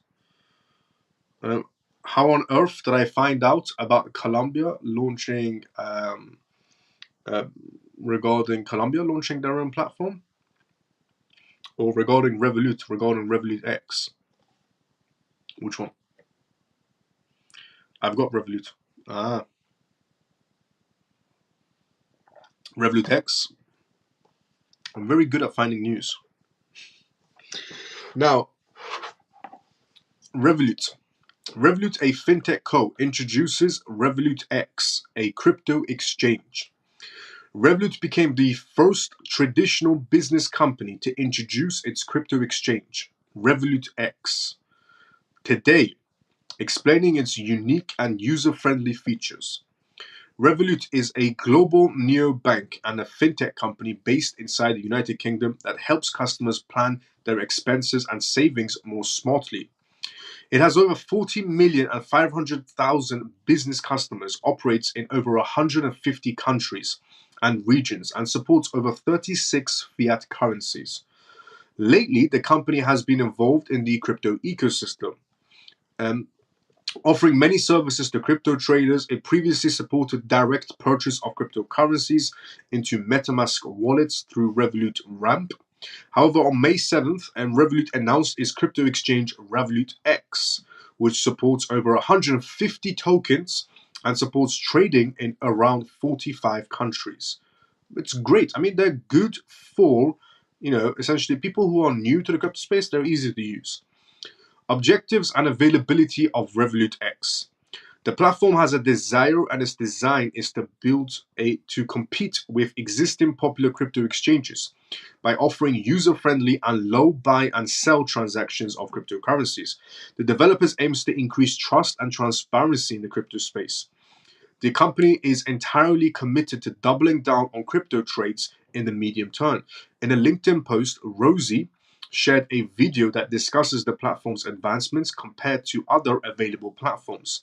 Currently, Revolut X is available for existing Revolut customers based in the United Kingdom through a desktop application accessible through the official Revolut website. It offers instant trades and has no limits or barriers to trading. Characteristics of Revolut X. Convenience tradings. The company promotes fast trading and easy transfers, and all related services are offered in a single platform for ease of use. Maker fees. The market makers are charged fees for adding liquidity to the order books. Their odds remain open until and unless any taker with the order of the opposite direction is available. The Revolution has a 0.0% fee of a maker fee. Taker fees. Takers are the traders who accept the available orders in the market that can be filled immediately or as quick as possible. They take a liquidity from the order books. However, these traders might need to pay slightly more to fill the orders immediately. Revolut X, so this is the charges. Revolut X charges a taker fee of 0.09%. It promotes more trading for lesser fees. Services offered. The offered services on the Revolution X platform includes live marketing trading, market and limit orders, advanced analytics, supported tokens. It currently supports over 120 tokens, including all the popular ones, normally BTC, XRP, Ethereum, LTC, Doge, and Polkadot, and so on. And then that was the ones that they named, and then obviously 120 tokens. It stores all of the available currencies in a cold wallet in an offline mode. All these stored cryptocurrencies are safe and secure with the most relaxed full stack security. It's nice to see they're offering, cold storage wallets. Plans offered, it has multiple plans with different fees for exchanges, withdrawals, deposits, and stablecoin exchange. The available plans include standard, plus, premium, metal, and ultra. Offer services include 24/7 customer service, trusted custodians, risk monitoring, cold storage, due diligence, wallet monitoring, and blockchain analytics, and enhanced safety. You can genuinely tell that Revolut X is what they're called, or Revolution X is what they're calling it, coming from Revolut Bank, their new crypto exchange platform. They're going full frontal. They're not leaving anything behind. Cold storage offerings. I mean, the major crypto platforms don't offer this service. So Revolut, well done to Revolut. Honestly, they came in strong. They're offering everything they can right off the door. Right off the bat, they're offering everything they can to the average or beginner crypto person inside the crypto space. Well done to them. I hope everything works out for them. They do incredibly well for themselves. Honestly, well done to them. Good list of things they're offering. But it is massive news, and it is going to be growing the adoption from the retail section even more because they're easy to use.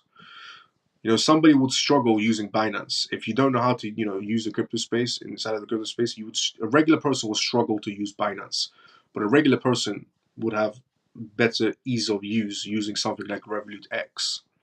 So they're good for beginners, and it grows the adoption inside the beginner space. And they're not going to be listing meme coins, which is another good thing, because people who use Revolut X won't be distracted by colorful meme coins, and it'll only be, legitimate projects in front of them, which is good as well, because they're safeguarding people who are beginners inside the crypto space. Unlike some of these exchanges that are listing, zoo animal tokens. So good on Revolut. Wish them the best. It seems, yes, now, sure, that sounds massive.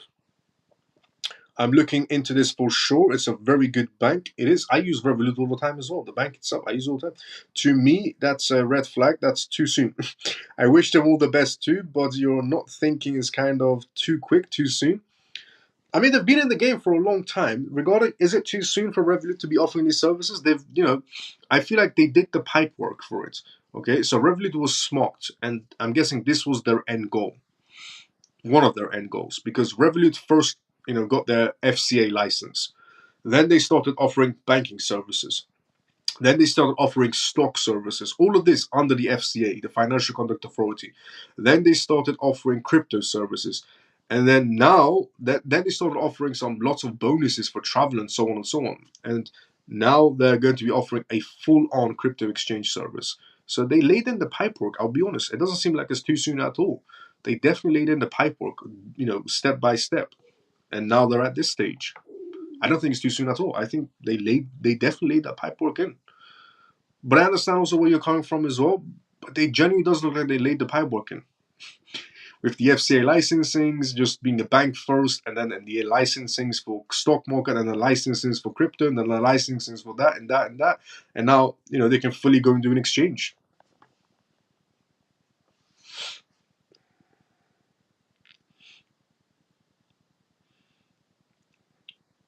And what a fantastic time to launch, is what Imon's saying. Yeah, I agree. It's a good time to launch as well. Right now, a lot of institutions coming inside the field, a lot of regulations. So, I mean, it does seem like perfect timing as well.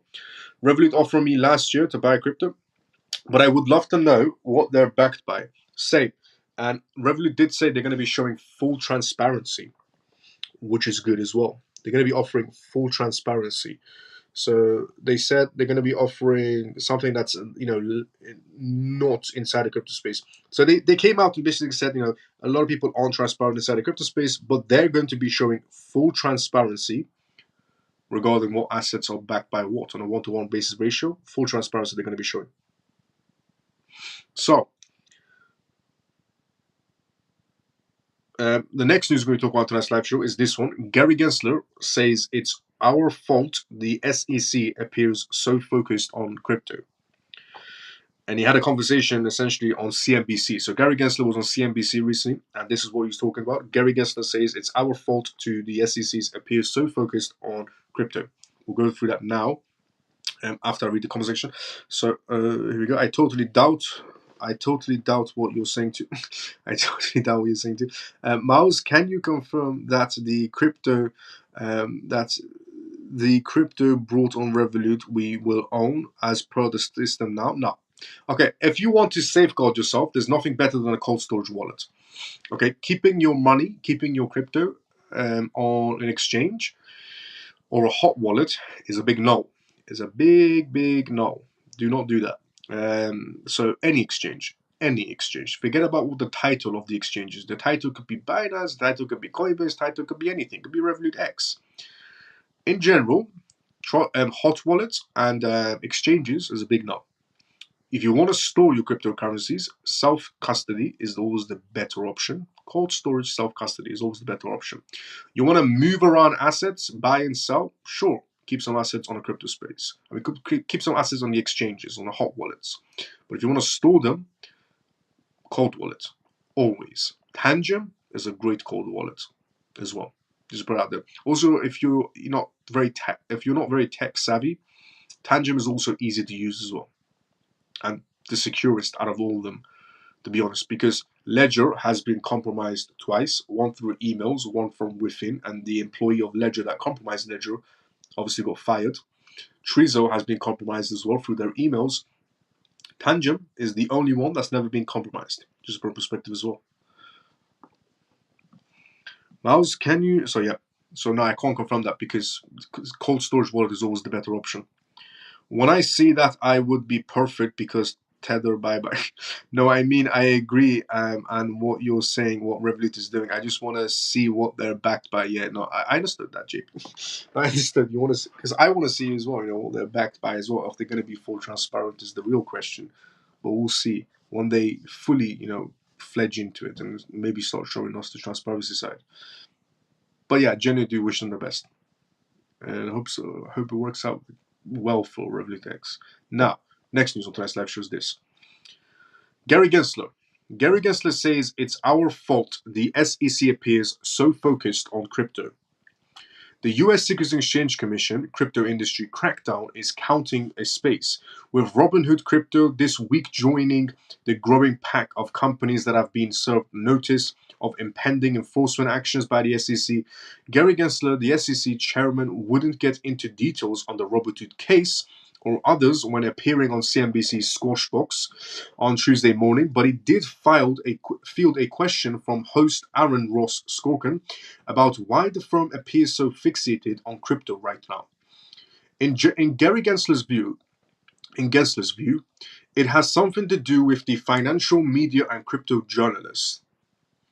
But it also because the crypto market has an outsized share of financial scams and fraud in his views. This is what Gary Gensler said on CNBC in the morning, word for word. Crypto is a small piece of our overall market, he said. He also went on to say, but it's an oversized piece of scams and frauds and problems in our markets because without prejudging any one token, much of this field is non-compliant with protections of our security laws, and thus so far you end up with an outsized ratio of journalists' questions and crypto journalists to market cap. So Gary Gensler basically went on CNBC and said that I'm not the problem, you are. In a very simple term, Gary Gensler literally went on CNBC and said to the entire crypto space, I'm not the problem, you are. Because the crypto space is, in his words, oversized piece of scams and frauds and the problems in our markets. Because without prejudging any one token, much of this field is non-compliant with the protections of our security laws, and thus so far you end up with an outsized ratio of journalist questions and crypto journalists to market cap and so on and so on. Retail section. So yeah, basically you went on live news to say I'm not the problem, you are, if you are inside the crypto space. I hate to break it to Gary Gensler, but no, we're not the problem, you are. Actually, you are the main problem of everything. You know, when I'll give you a very simple example. If one person says to you, you're doing something wrong, you could say, oh, well, only one person thinks I'm doing something wrong. Who cares about that person's opinion? If two people say you're doing something wrong, then okay, maybe you're doing something wrong. If 3 people say it, 4 people say it, 5 people say it, 10 people say it, 100 people say it. Now, let's just say, if these people are not even, people that you would know of, for example, then you wouldn't really listen. If the retail section is against you, you can say, well, it's the retail section. Who cares about the retail section if they're against me, if you're Gary Gensler? But then what about if your own peers are against you as well, and they're saying you're doing something wrong as well? What about the congressmen that are saying you're doing something wrong? What about the congresswomen that are saying you're doing something wrong? What about the members inside the SEC itself that are against you as well and saying that you are doing something wrong? What about the CFTC that is also saying you are doing something wrong? None of those opinions apparently matter to Gary Gensler at all. So he's not the problem. We are, apparently. At what point are you going to stand up and go, okay, maybe I'm the problem? Because you can say everybody, all the crypto journalists are the main problem. The retail section is the main problem when it comes to crypto. I'm not the problem. They are. Okay, but what about the people working alongside you? They also don't agree with you. Honestly, at what point is he going to realize he is the problem? He's always been the problem.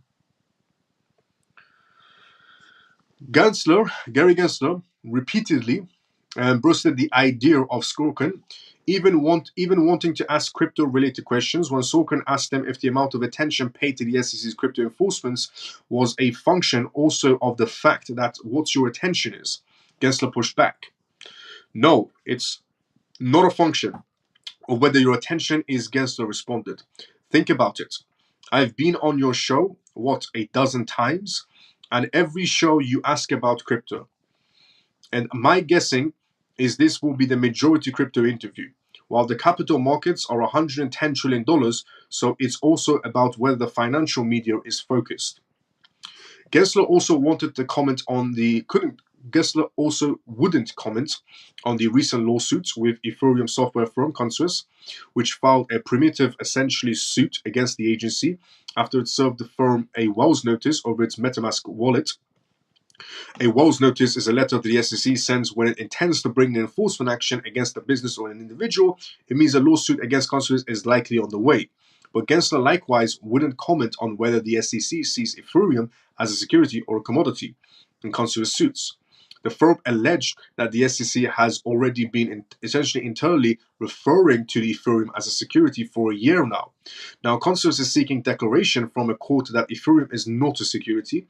Broadly, however, Gensler reaffirmed that he believes that most cryptocurrencies should be considered securities, and he added that he doesn't believe that investors have the appropriate disclosures for investing in such assets. There is a lot of people who have lost their hard-earned funds in a field that you seem to be so fascinated by, Gensler snapped back at Sorkin. Those were the exact words Gary Gensler used. He said these exact words to the news journalist. He said, there is a lot of people who have lost their hard-earned funds in the field that you seem to be so fascinated by, which is cryptocurrencies. Gensler snapped back at Sorkin. Investors get to decide as long as they get the full, fair, complete, and truthful information. They're not getting that in crypto. You could say fair point, but let's just be honest.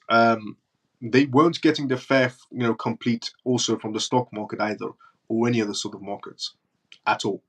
The amount of fraud that's happened inside the stock market in general is minuscule compared to, the crypto market is minuscule compared to, it might seem like, big because it's quite recent. But if we look at, in general, the stock market, there's been so much fraud inside the stock market, and it's still going on. There's so much banking fraud going on, the SEC is not even looking into.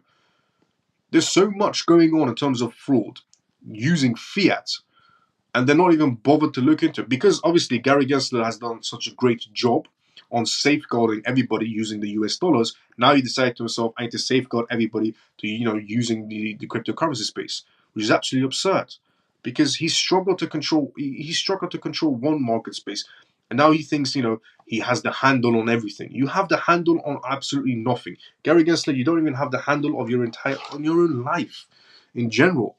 But look, it's optional. If you want to buy something, it's optional.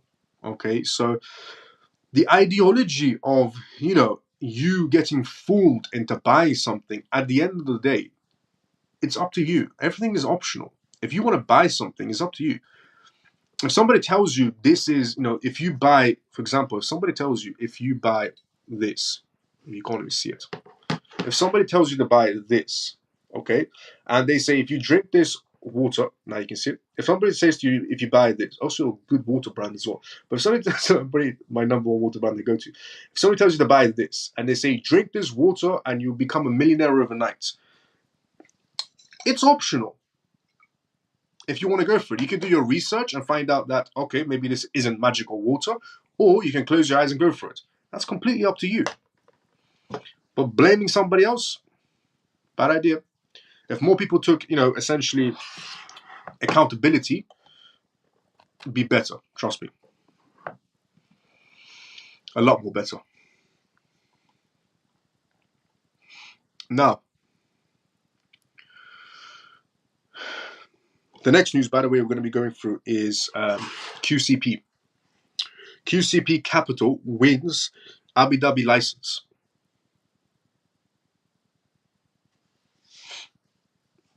But before I do that, let's go inside the comment section. Do you think Gary Gensler is trying to... Oh, sorry, Happy Pisces. I think above you, there's comments I missed as well. Yep. Here we go. We were here. SUX has never compromised yet too. Yes, that's true as well. Screws has never been compromised as well. Very true, Frankie brother. He was such an embarrassment for the United States, and you know why he picked that station, because they're Democrats. Makes sense. 22 people. Makes sense. Now, Happy Pisces, do you think Gary Gensler is trying to distance from crypto so he's not reminded of his supportive SPF? Possibility as well. Possibility. Absolutely. Yeah, I'm with you on that one. Actually, I'm with you, Happy Pisces. Good out. Good way to look at it. Good way to look at it. Honestly. Yeah, I agree, Happy Pisces. It's definitely one of the factors. Definitely, the stock market. Happy Pisces. Absolutely, is what JP said as well. The stock market traders of dollars over the years. Yeah. Gary G will one day try to take SEC to court where he will get fired and lose that too. I can't believe you drink that water. That's exactly what I drink. Let's go, JP. It is the best water. Obviously, if you drink it, it doesn't make you a millionaire. But the analogy that I was giving, but it is genuinely the best water. Now, QCP. QCP Capital wins Abu Dhabi license to introduce digital asset activities. Crypto operations trading platform QCP Capital has received initial permission to operate in Abu Dhabi. According to a Bloomberg report, QCP Capital has won an in-principle approval for its regulated digital asset businesses from the Financial Services Authority Abu Dhabi Global Markets (ADGM). This is what they said word for word. As the digital asset landscape continues to evolve in the Middle East, we anticipate more companies like QCP to recognize the progressive and comprehensive nature of ADGM's regulatory frameworks, fostering a confidence in choosing Abu Dhabi as their regional base. The platform became the first market maker and cryptocurrency broker to receive an approval in the capital of United Arab Emirates. The Middle East is actually quite a good confluence for capital flows from Europe to the Middle East region as well as Asia, is what they said word for word. And QCP, one of the largest cryptocurrency options trading firms, has accumulated, if you're thinking QCP is maybe not a big player, they are, $60 billion in cryptocurrencies. In cryptocurrency derivatives trading volumes through 2023, the firm has around 70 staff some of whom who will be relocated to Abu Dhabi once QCP receives a full regulatory approval. And Abu Dhabi is becoming a popular destination for cryptocurrency companies, while the United States, on the other hand, is becoming an unpopular place for the global expansion of representatives for this sector. Last month, QCP Capital partnered with Further Ventures to double down on the Middle Eastern markets. QCP and Further Ventures said they are teaming up to create the new financial products for trading and safeguarding and safekeeping crypto assets. Now, the next news we're going to be going from tonight's live show is this. Standard Chartered Bank predicts Bitcoin boost from Trump re-election. That's coming from Standard Chartered Bank. Standard Chartered Bank has basically said if Trump gets re-elected, they're predicting that Bitcoin boost is on the way. But before we read that, let's go to this. Let's go inside the comment section. No, it's great. I love it. Yeah, same. Best water, honestly. Is that water called Totos Peckham Springs? No. Totos Springs? No. It's Hilden. It's Hilden water. There we go. Oh, the LED light won't be seen, but this is the water. It's a glass bottle, basically. The water comes in always. And it says Hilden. So it's British. Best water. But now,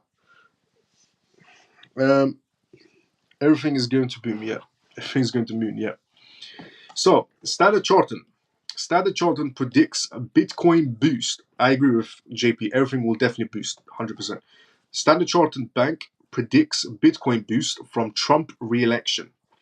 The prospects of Donald Trump re-entering to office after the US presidential election in November could be a positive catalyst for Bitcoin's value, said Standard Chartered Bank in a report.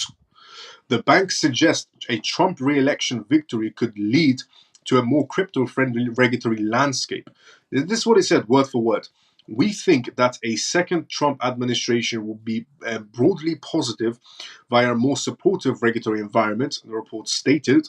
Donald Trump's relationship with cryptocurrencies has been marked by long-standing skepticism. He previously described Bitcoin as a scam, voicing concerns about its potential to compete with the US dollar. However, Trump's recent remarks indicates a shift from his previously dismissive attitude towards Bitcoin to a more nuanced perspective. In February interview with Fox News, he acknowledged that Bitcoin's growing popularity and increasing use case as a currency. Additionally, Standard Chartered Bank believes the risk of US government printing money to pay its debts is increasing.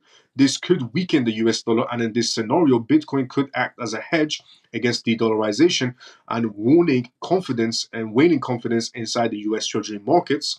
In a scenario of a US physical dominance, we think, this is what Standard Chartered Bank said, we think BTC would provide a good hedge against de-dollarization and declining confidence inside the US Treasury markets. This is what the analyst said from Standard Chartered Bank. Kendrick added that Bitcoin could benefit from three potential outcomes of US physical dominance: a steeper nominal 2-year to 10-year treasury curve, a larger rise in breaking evens, then real yields, and an increase in the term premium. In other words, inflation expectations would rise faster than actual interest rates due to concerns about increased government spendings. And investors worried about inflation and the value of the US dollar might seek alternative assets like Bitcoin. Kendrick suggested that a Trump re-election could lead to faster selling of US Treasury bonds by foreign investors due to concerns about the US government finances. In addition to the passive boost to a BTC from de-dollarization, we'd expect a second Trump administration to be actively supportive of BTC and digital assets more broadly via looser regulations and the approval of US spot ETFs, the report stated. This report is coming from Standard Chartered Bank. They're essentially saying if President Trump becomes re-elected, expect the markets to go flying upwards. Standard Chartered Bank is saying this. Well, an analyst from Standard Chartered Bank, but it's still Standard Chartered Bank. Now, the next news we're going to be reading on tonight's live show is from Lockbit. So, Lockbit ringleader unmasked and charged by US authorities. Hello, Miles and CMF Coin. Good to see you. How you doing? Everything is going to the moon. Yep, it's expensive. Long. Yeah, the water is expensive. Yes, ish, expensive-ish. Hell, miles is seven, but it's the best.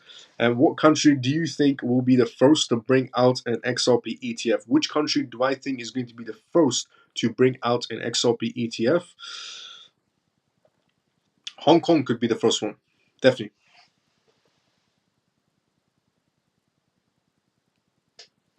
Apologies about that. Hong Kong could be the first one to bring it out. Hong Kong is quite big on XRP in general, so they could be definitely the first one to bring out an XRP ETF. But obviously, if the US case gets dropped this year, which it will, XRP ETF is definitely on the way as well. So yes, Ethereum ETF, we're gonna inside the United States, we're going to be having, Ethereum ETFs. We're going to be having XRP ETFs and so on and so on. Don't just think we're going to have Bitcoin ETFs and that is it, case closed. No. The US is not going to let Hong Kong come out with Ethereum Bitcoin ETFs while they only have Bitcoin ETFs. And a lot of other countries are going to be following in suit and bringing a range of ETFs out. So we're not going to just have Bitcoin. We're going to have quite a range of them. I'm not saying you're saying that, but in general, Hong Kong will be probably the first one. But when the case gets dropped, we'll expect an XRP ETF, expect a Ethereum ETF, and so on and so on from the United States as well.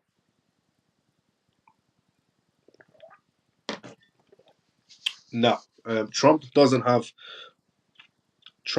much chances of becoming the president again due to hush money case. Yeah, there is that situation going on with Trump as well. Now, the next news of tonight's live show is this. Now, this is a two-part scenario. This is a two, and at the beginning of the live show, somebody asked a question regarding cybersecurity and how you shouldn't. Actually, it was JP. It was middle of the live show. Me and JP, inside the conversation, were essentially talking about cybersecurity. We'll talk about if you receive random crypto projects in your Trust wallet, you shouldn't click on them because things can go south, and you can become compromised inside of a digital space. Now, I'm going to read you news regarding a recent hacking that came to a stop because the government stepped in and stopped these hackers from continuing forward. And then I'm going to read you another article where somebody decided to share what happened to them when they became compromised. And I'll tell you who this person is at the end of it. So, Lockbit ringleader, because I said I'm going to share this at the end. So, Lockbit ringleader unmasked charged by US authorities. US authorities have unmasked and indicated the ringleader of Lockbit, a prolific ransomware option that has extorted victims out of $500 million. He faces more than 24 criminal courts. According to a 26-count indictment unsealed on Tuesday, Dmitry Kosovo, a 31-year-old, acted as a Lockbit developer and administrator, steering its code's developments and recruiting affiliates to deploy the ransom against its victims. The alleged cybercriminal received 20% of each ransom payment for his role in the scheme, raking essentially in $100 million in cryptocurrencies over roughly 4 years. The U.S. Justice Department said on Tuesday in a statement, "Today's indictment continues the FBI's ongoing disruption of Blockbit's criminal ecosystem," FBI Director Christopher Wray said in a statement. Lockbit has extorted at least $500 million from roughly 2,500 victims in more than 120 countries since its inception in 2019. According to prosecutors, however, it is also responsible for several billions of dollars in broader losses related to lost revenues, incident responses, and ransom recoveries, the U.S. Justice Department said in a statement. An indictment of the U.S. authorities called for Kosovo to forfeit his $100 million cut of ill-gotten gains. In the meantime, the United Kingdom, the US, and Australia have sanctioned the mastermind, freezing his assets and issuing bans against his travelings.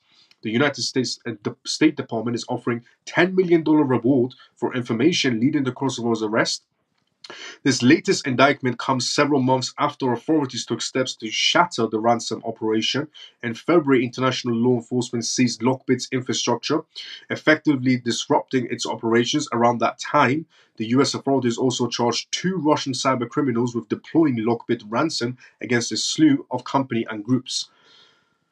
A lot of people, the interesting part about this was a lot of people actually assumed they were working for a legitimate company when they were actually just, spreading ransomware. Genuinely, people thought they were hired by Lockbit as a company, and instead of helping people, they were actually just spreading ransomware, apparently, and they never knew about it. Now, why I say, this is a two-part scenario, because that's what's going on a lot inside the crypto space. A lot. There are so many things you should, be well aware of to not get compromised inside of a digital world. And I said this: the more we shift over into a digital world, the the better the scammers and the hacks will become. Okay, shifting into digital world, scammers are getting creative day by day on ways to hack people, where they're employing people and making them think they're working in legitimate companies and spreading ransomware. But also they're doing it through cryptocurrencies. They're targeting crypto users mainly. Now, why I said a two-part story. This is the second part, and I'll reveal who the person is that this happened to at the end. My traumatic Apple ID hack showed pitfalls of centralized identity. So somebody's Apple ID, this person's Apple ID, got compromised, and a lot of things happened back to back and leading to crypto. And this is why, safeguarding yourself by using authenticator apps like, Google Authenticator, two-step verifications, they're actually quite effective. Not, 100% effective fully, but they're more effective if you have it on. So, so these are things that maybe you should do to not fall for these scenarios. So I was the target of, not me, I'm reading the article. I wasn't the target. I'm reading this of what somebody happened to them, and I'll reveal who this person was at the end. It's not me. I'm just reading it from their perspective. I was the target of a sophisticated breach of my Apple ID that caused a significant emotional and financial toll. My background as a tech entrepreneur meant I knew the importance of multi-factor authentication and the warning signs of SIM swaps, and had precautions in place. Despite this vigilance, I fell victim to an audacious attack one January evening last year, and painfully showing that it can happen to anyone. I've had my Apple ID since it was invented. I've bought tens of thousands, maybe hundreds of thousands of dollars worth of software, movies, TV shows, hardware. Suddenly, I was informed of 15,000 logins, attempts. It was literally boom, boom, boom. I pressed don't allow, don't allow, don't allow on all of these, messages that are coming across his phone, on his iPhone. All of a sudden, 15,000 logins are being made with his Apple ID. Then I was phoned by someone claiming to work at Apple from Apple technical support. They had in-depth information about how many devices I owned, when they were last used, even where the login attempts were coming from. A lot of unsuspecting victims would find this call credible, but something wasn't sitting right with me. He said, I'm going to send you a code. The person on the phone told them, I'm going to send you a code, the Apple person, so I'm going to send you a code. And I replied, I'm not going to give you the code. Codes were sent to my phone from the exact same number that Apple used to use to send me verification codes in the past. I decided to call Apple directly to get to the bottom of what is going on. But the nightmare was only just getting started. The attacker had managed to gain access to my account. I explained what was happening, but the women from Apple basically told me, accept your losses. Excuse me, what do you mean? I'm technically savvy. I knew that Apple ID was potentially forever gone. That doesn't mean that there weren't bigger things at play.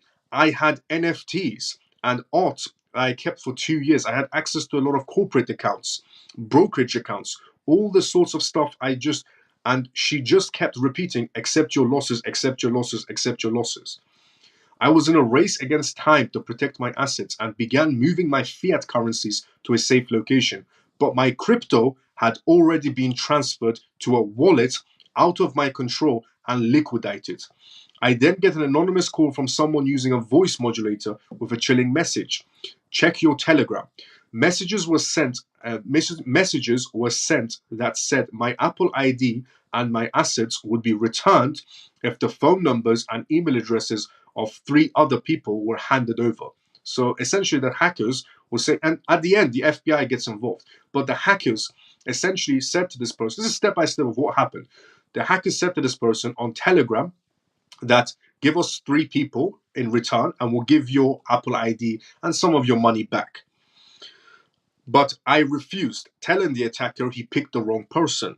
I started tweeting about the situation, and the hacker panicked. He threatened to leak pictures of my 4-month-old daughter, so I took down the tweets. They continued to message, and I was then told I would get my Apple ID back as long as I didn't post online for 48 hours.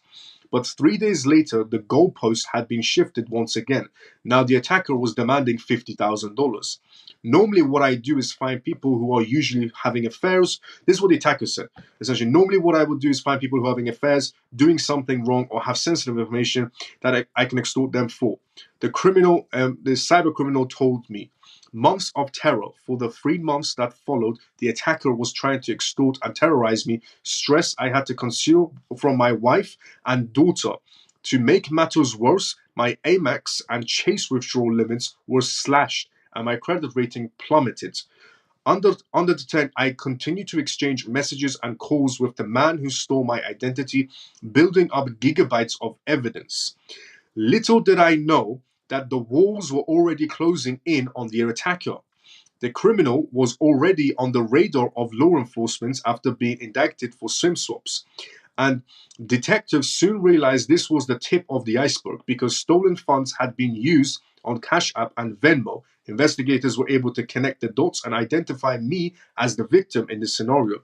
When the FBI agent called, I was able to give a detailed description of the person responsible, and it was enough to get a warrant. They went and broke into the house. The guy was on my Apple ID. The investigation later revealed that there were about 20 other victims. Most of them were women who would make a lot of them do weird things. I got a call from a sentencing office who didn't know this was a thing. She said she's been around serial killers, murderers, but bad people, and she's never had a worse feeling than interacting with this person in particular. I was the only victim who wasn't afraid to speak out and provided a written statement to the court.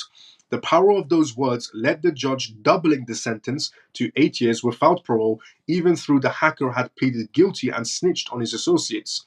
A federal case is pending, so he will be in jail for a while. It's a waste of life. Protect your digital identity. It was one of the most traumatic experiences of my life. Meanwhile, countless millions of people around the world continue to depend on their Apple IDs in their day-to-day lives, blissfully unaware of the damage a hack can cause. Take my social security number, don't take my digital ID. Do you understand how important your digital ID is? I didn't realize Apple was my digital ID until it was too late.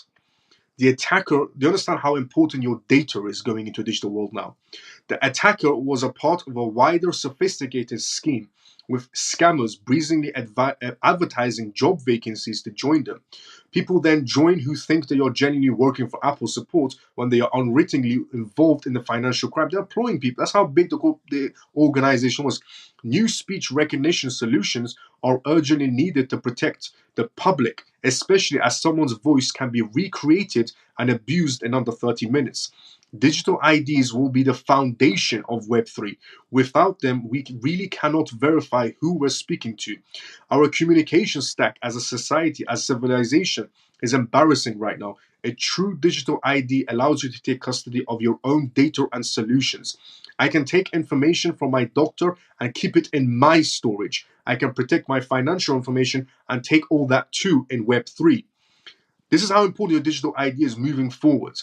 I want to make sure this never happens to anyone else. I'm about to receive a refund from Apple for all the purchases I made over the past scenario of that 20 years of as a compensation.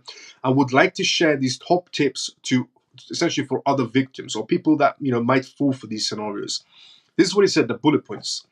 Keep a strict timeline and take rigorous notes. If this happens to you, if you get compromised by a hacker, this is what you should do step by step. And this comes from the FBI and the person that this happened to. Keep a strict timeline and take rigorous notes of everything that's happening. Make sure law enforcement official you speak to takes notes as well. Write down the date and time of the call as well as their name and details. Contact local police and tell them what happened to you. File a detailed IC3 report as this helps federal authorities apprehend criminals as well. After experiencing this ruinous impact of having my digital life stolen in a blink of an eye, I believe there's only one answer: decentralized identities, where personal data is fully encrypted and stored in a secure wallet. Now, this is coming from Amro, who is from Cointelegraph and a former director of operations at Nilon, and is a finance professional with expertise in traditional finance and blockchain and AI technologies. And this person got compromised. Now, do you understand when I say your digital identity, your data is the most important thing going into a digital world? And now do you understand why I say to people, stop selling your data for nothing? The people that lined up for that WorldCoin token and sold their data for $40, they will be regretted somewhere down the line when they sold their data for $40 worth of WorldCoin tokens by scanning their eye and selling their data. Your data is the most important thing you can have, especially going into a digital world. It can be taken away from you in a blink of an eye, and you will be left with nothing. This person was lucky. The FBI was able to comprehend these people. But imagine if you're not that lucky and they're not able to comprehend the people that steal your identity. Keep your data safe. Always understand what's this new hack that's going around, what's this new scam going around. Update yourself. The more we shift into a digital space, the more you need to understand. You need to keep on updating yourself about recent hacks that are going on inside the crypto space, about recent scams that are going on inside the crypto space, so you don't fall for them, and none of these things happen to any single one of you. So your data is important. Now you should understand how important your data is. Okay, the person actually said, take my national insurance number from me, but don't take my digital ID. That is how important it is to you. So I always tell people, you're spending thousands and thousands and thousands of dollars on buying cryptocurrencies. Buy a cold storage wallet. Number one. 100% number one. Buy a cold storage wallet. You're spending thousands and thousands. Because a lot of people, they buy cryptocurrencies and they leave it on the exchanges. And I say to them, why? You're spending thousands, $5,000, $10,000 and so on, buying, all these cryptos, and you don't want to spend $100 to buy a self-cold storage wallet. So you're risking everything, your entire crypto portfolio, for $100 because you don't want to buy a cold storage wallet. Buy a cold storage wallet is key in digital world, okay? You're spending thousands on buying cryptocurrencies, buy a cold storage wallet. It's only $100 or less, depending on what you want to go for. I mean, tangible is about $60. So always protect yourself. Always update yourself about recent hacks, recent scams, so you don't fall for it. And if you have the option of a two-step verification on any platform you use it.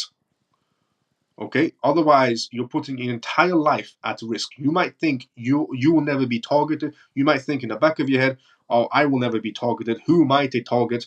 They don't even know who that person was. The scammers don't care about who you are. They're phishing. Okay, scammers sometimes don't even know who you are. They don't even know if you have any money. They're phishing. Okay, that's essentially what they're doing. They're just fishing and to see what fish bites the bait. And then when they pull the fish out, they go, okay, so he has this much money or this much NFTs or this much crypto and so on. But they're fishing. So don't ever think to yourself, I might not be, the target of the scam. You could be if you fall for their tricks. Because they're not targeting you specifically. They're just fishing in a massive sea full of the retail section. The retail section are the fishes swimming past. And the scammers are fishing, trying to see who catches the bait. And then they'll pull you out the water and go, okay, this person has this much crypto, this much NFTs, this much this. Good, we can use this to our advantage. And they'll squeeze you dry. But also, if you tune into this live show every single day, I will always be guiding you so you don't fall for this trick. Because I understand cybersecurity mainly because of my own blockchain startup company. I have to. So I don't fall for these tricks either. But I will always update you about cybersecurity. I will always update you about recent hacks and recent scams so you don't fall for it. But you should also keep it in the back of your head as well. Never click on random links. If you're using an iPhone, switch off iMessage because that could also, compromise you as well. If you use an iPhone, switch off iMessage your trust really can become compromised in that scenario. Because Apple has this bug going on right now, which they haven't patched yet. Never click on a random link. Never in your emails, in your text messages, even if you receive a code message from a bank, an actual bank number. If you get a phone call from if you, for example, bank with Lloyd's Bank or HSBC Bank or Barclays Bank, and you get a phone call and it says Barclays Bank, and the number, you type it on Google and it comes as Barclays Bank, still second guess it, because there are applications that can spoof numbers and you would assume it's Barclays Bank calling you, but it's actually not. Second guess everything, okay? Because scammers and hackers are getting very creative. So always second guess everything. Don't fall for it straight away.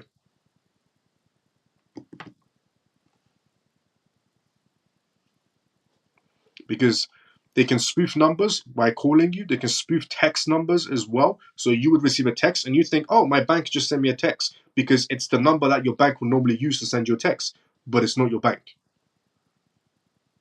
They're getting very creative. So keep yourself safe inside of a digital world. And we have reached the endings of this live show as well.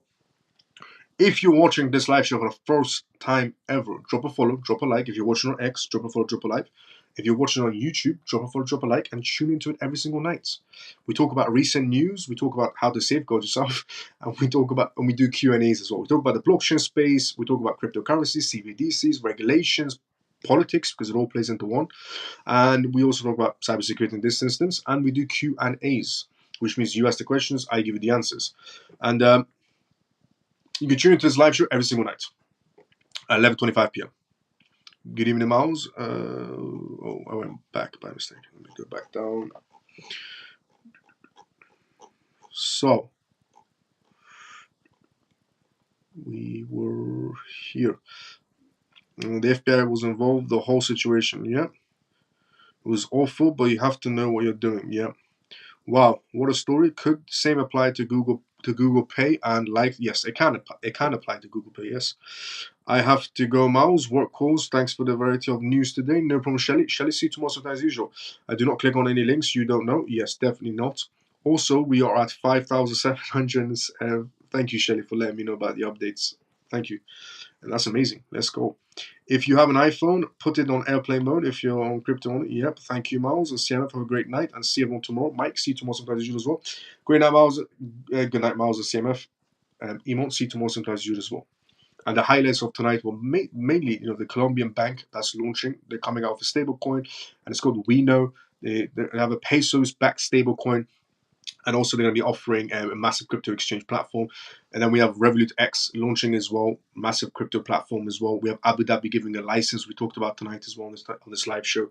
We talked about a lot of things, a lot of Hong Kong and Chinese companies that are essentially, the main shareholders of the Bitcoin ETFs inside United States markets. We went through a lot on tonight's live show. And if you enjoyed this live show, you're watching it for the first time ever, drop a follow, drop a like. Tune into this live show every single night, 11:25 p.m. starting time, UK time, on X, on YouTube Live at the exact same time. So we have reached the endings of this live show, which means I'm going to be doing the outro of this live show, which is great live. Take care, Miles and CMF. Ray, see you tomorrow, sometimes usual, brother. See you tomorrow, brother, sometimes usual. And so, honestly, thank you so much to every single person from a lot of bullshit about. Yes, I was about to repeat your word, and a lot of BS against Gary Gensler. Thank you so much to everyone that's been tuned into this live show, and honestly, thanks so much to everybody from the CMF and everybody that was new. And thanks so much to everybody that was engaged in the comment sections as well from the CMF. Thank you so much to everybody that's tapping on the screen on X and YouTube. And thank you so much to everyone that was retweeting this live show. Honestly, I will see everybody tomorrow. Same timing as usual. Everybody have a great day or a good night, depending on where you are around the world. CMF, see you tomorrow. Same time as usual. Everybody have a great day or a good night, depending on where you are around the world. And thank you so much to every single one of you that was tapping on the screen on YouTube or X, and for retweeting this live show on X as well. Genuinely mean it. Thank you so much to every single one of you that tunes in every single night. And again, if you're new, you're watching this for the first time ever, drop a follow, drop a like, and tune into the slideshow every single night. See everybody tomorrow, same time as usual. Everybody have a great day or good night, depending on where you are around the world. CMF, see you tomorrow, same time as usual.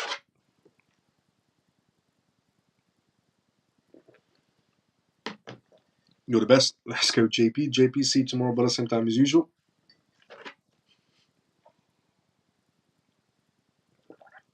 Now, I had to go and eat something as well. I haven't eaten anything since 3 in the afternoon, and it's 2 a.m. now. Well, see everybody tomorrow, same time as usual. Everybody have a great day or good night, depending on where you're around the world. Good night, Miles. Adi, see you tomorrow, same time as usual as well. JP, see you tomorrow, but at the same time as usual. I'll see everybody tomorrow, same time as usual.